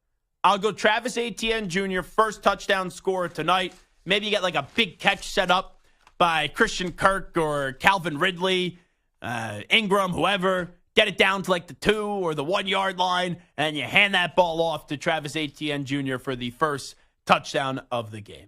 Let's get to a little onside, offside. Jack Carty, hit it! Zach's taking on the most polarizing issues in sports. Which side of the line of scrimmage will he end up on? Offside. Defense number 69. It's Onsides, Offsides with Zach Gelb on CBS Sports Radio. All righty, Stu, what do you got cooking today? All right, Zach, as you mentioned, it was a tough day for the Steelers yesterday as they fell to the Cardinals at home by a score of 24-10 in a game that was delayed by weather twice. And to make matters worse, quarterback Kenny Pickett left the game with an ankle injury. He underwent surgery this morning and will reportedly miss multiple weeks. And the Thursday night game, by the way, this week. Foxborough. Oh, no, it's in Pittsburgh. It's the Patriots and the Steelers. Woof. Yuck. Al Michaels may call out sick. I still get paid? Okay, I'm using a sick day. Herbie, you want to do play-by-play? You know, college football, break it up for a little bit till all bowl games. You go do the play-by-play. But we don't need Michaels on the call for that one. Yeah, he's not going to have a good time, I feel like. Pittsburgh currently 5th in the AFC playoff picture with a record of 7-5. And they recently signed Trace McSorley today to the practice squad to see, if he could be the backup for Trubisky going forward. Onsides or offsides, Kenny Pickett will be the Steelers' starting quarterback going into next season. He will be because Mike Tomlin doesn't love change. Like, look how much we had to drag Mike Tomlin in order to get Matt Canada fired. But Kenny Pickett needs to go. He's not the answer. He's just a dude. He's not the dude. But ultimately, I do think the Steelers, since they used a first-round draft pick on him, are going to use him next year. But look at that team. They have a loaded defense. On offense, you have 2 wide receivers that are head cases, but they're solid wide receivers. Like, that team has a good record with no production out of the quarterback. You owe it to the other guys in the locker room, the other 52 guys in the locker room, to go get an actual legitimate quarterback. And Kenny Pickett isn't that, but ultimately I do think he'll be the starter next year because they used the first-round pick on him. And it was like a top 10 pick. What was it, 19 or 20, something like that? You could afford to get rid of him, but I do believe he'll be the starter next year. So you say Kenny Pickett will be the Steelers starting QB going into next season. Shouldn't be, but he will be, so on sides. Next one. All right, so Ohio State quarterback Kyle McCord announced earlier today that he will be entering the transfer portal. The Buckeye signal caller passed for over 3,000 yards to go along with 24 touchdown passes, along with 6 interceptions, while completing 65% of his passes. He enters a portal with a lengthy list of quarterbacks already, which includes Dylan Gabriel, Cam Ward, Riley Leonard, Will Rogers, and DJ Uiagalelei. Onsides, offsides, Kyle McCord is currently the best quarterback in the transfer portal. Oh, did Michael Fry write this question for you? Come on, McCord, the best quarterback in the transfer portal? Would easily rather have Cam Ward, would easily rather have Dylan Gabriel, Riley Leonard as well, even Will Rogers and DJ Uiagalelei. So he's the worst. Out of those guys, yes. Players, yeah. Now, McCord's fine. He shouldn't be the quarterback at the Ohio State. And Ryan Day probably said, yeah, we're going to go pay someone $1.5 million, $2 million to go get him. And we advise you to go somewhere else.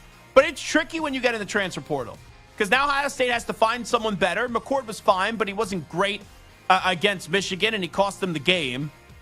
But do I trust Ryan Day? Like, I don't look at Ohio State, even though Kyle McCord was an issue, and say that's where it starts. Starts with Ryan Day. Ryan Day had C.J. Stroud. C.J. Stroud had 2 seasons of 40-plus yard touchdowns. You didn't beat Michigan in either of those games. I don't think they used C.J. Stroud the right way, and you had all those wide receivers. And now look at what C.J. Stroud has done year 1 in the NFL. So I'm not saying Ohio State's doing the wrong thing here, pushing out McCord. But for a lot of these guys that transfer, I wonder where you wind up. Like, you go to Ohio State, it's a good landing spot for those guys. But, like, remember Spencer Sanders last year? He's at Oklahoma State. He was a good quarterback. Transfers to Ole Miss, doesn't start because of Jackson Dart, and you waste a season of college football. So, offside when you ask me, McCord is currently the best QB in the transfer portal. All right, Rams wide receiver Puka Nacua made history in yesterday's win over the Browns. He eclipsed the 1,000-yard mark and joined Randy Moss, Anquan Bolden, Marcus Colston, OBJ, and Justin Jefferson. What a grouping of wide receivers, by the way. As the only guys in league history to do that in their first 12 games. It was also his 3rd game with 150 or more scrimmage yards, joining Randy Moss and Jamar Chase for the most as rookie since 1967. So onsides, offsides, Nacua will be a future first-team All-Pro wide receiver. He's been great. And he's been great even with Cooper Kupp coming back. And what I like the most is he got hurt, then came back in the game and was still dominant. Yeah, I'll get caught up in the moment. I'll go onsides. Why not? Puka Nacua, great name, great receiver. Yeah, he'll be a future first-team All-Pro. I like him a lot. Onsides. It appears that Texas quarterback Quinn Ewers will be returning for another season in college, according to multiple reports. The return, of course, would impact freshman Arch Manning, who will begin his 2nd season in Austin if he decides to stay. Onsides, offsides, Arch Manning should transfer to get more playing time next year if Ewers decides to return.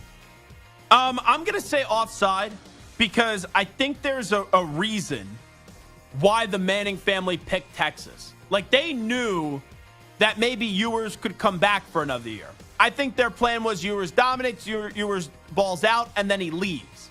I don't think Ewers is leaving, as the reports have been. And I still believe, because they like Sark and they like Texas, they'll stay another year. And sometimes waiting a little bit isn't the worst thing, as long as you're getting reps. Like, selfishly, I'd love to see him go somewhere else and play, because I want to see how good Arch Manning could be. Or some people around him here call him Ark Manning. But I do think that he's going to stay. And I don't think that's a bad decision. So I will go Onsides on that one. All right. According to Diana Rossini, Roger Goodell isn't a big fan of the tush push. Yeah, because he's a loser. And he reportedly wants it permanently banned from the league going into next season. Onsides or offsides, you're okay with the league banning the play because of how effective it is? Oh, offside. That's the biggest loser mentality ever.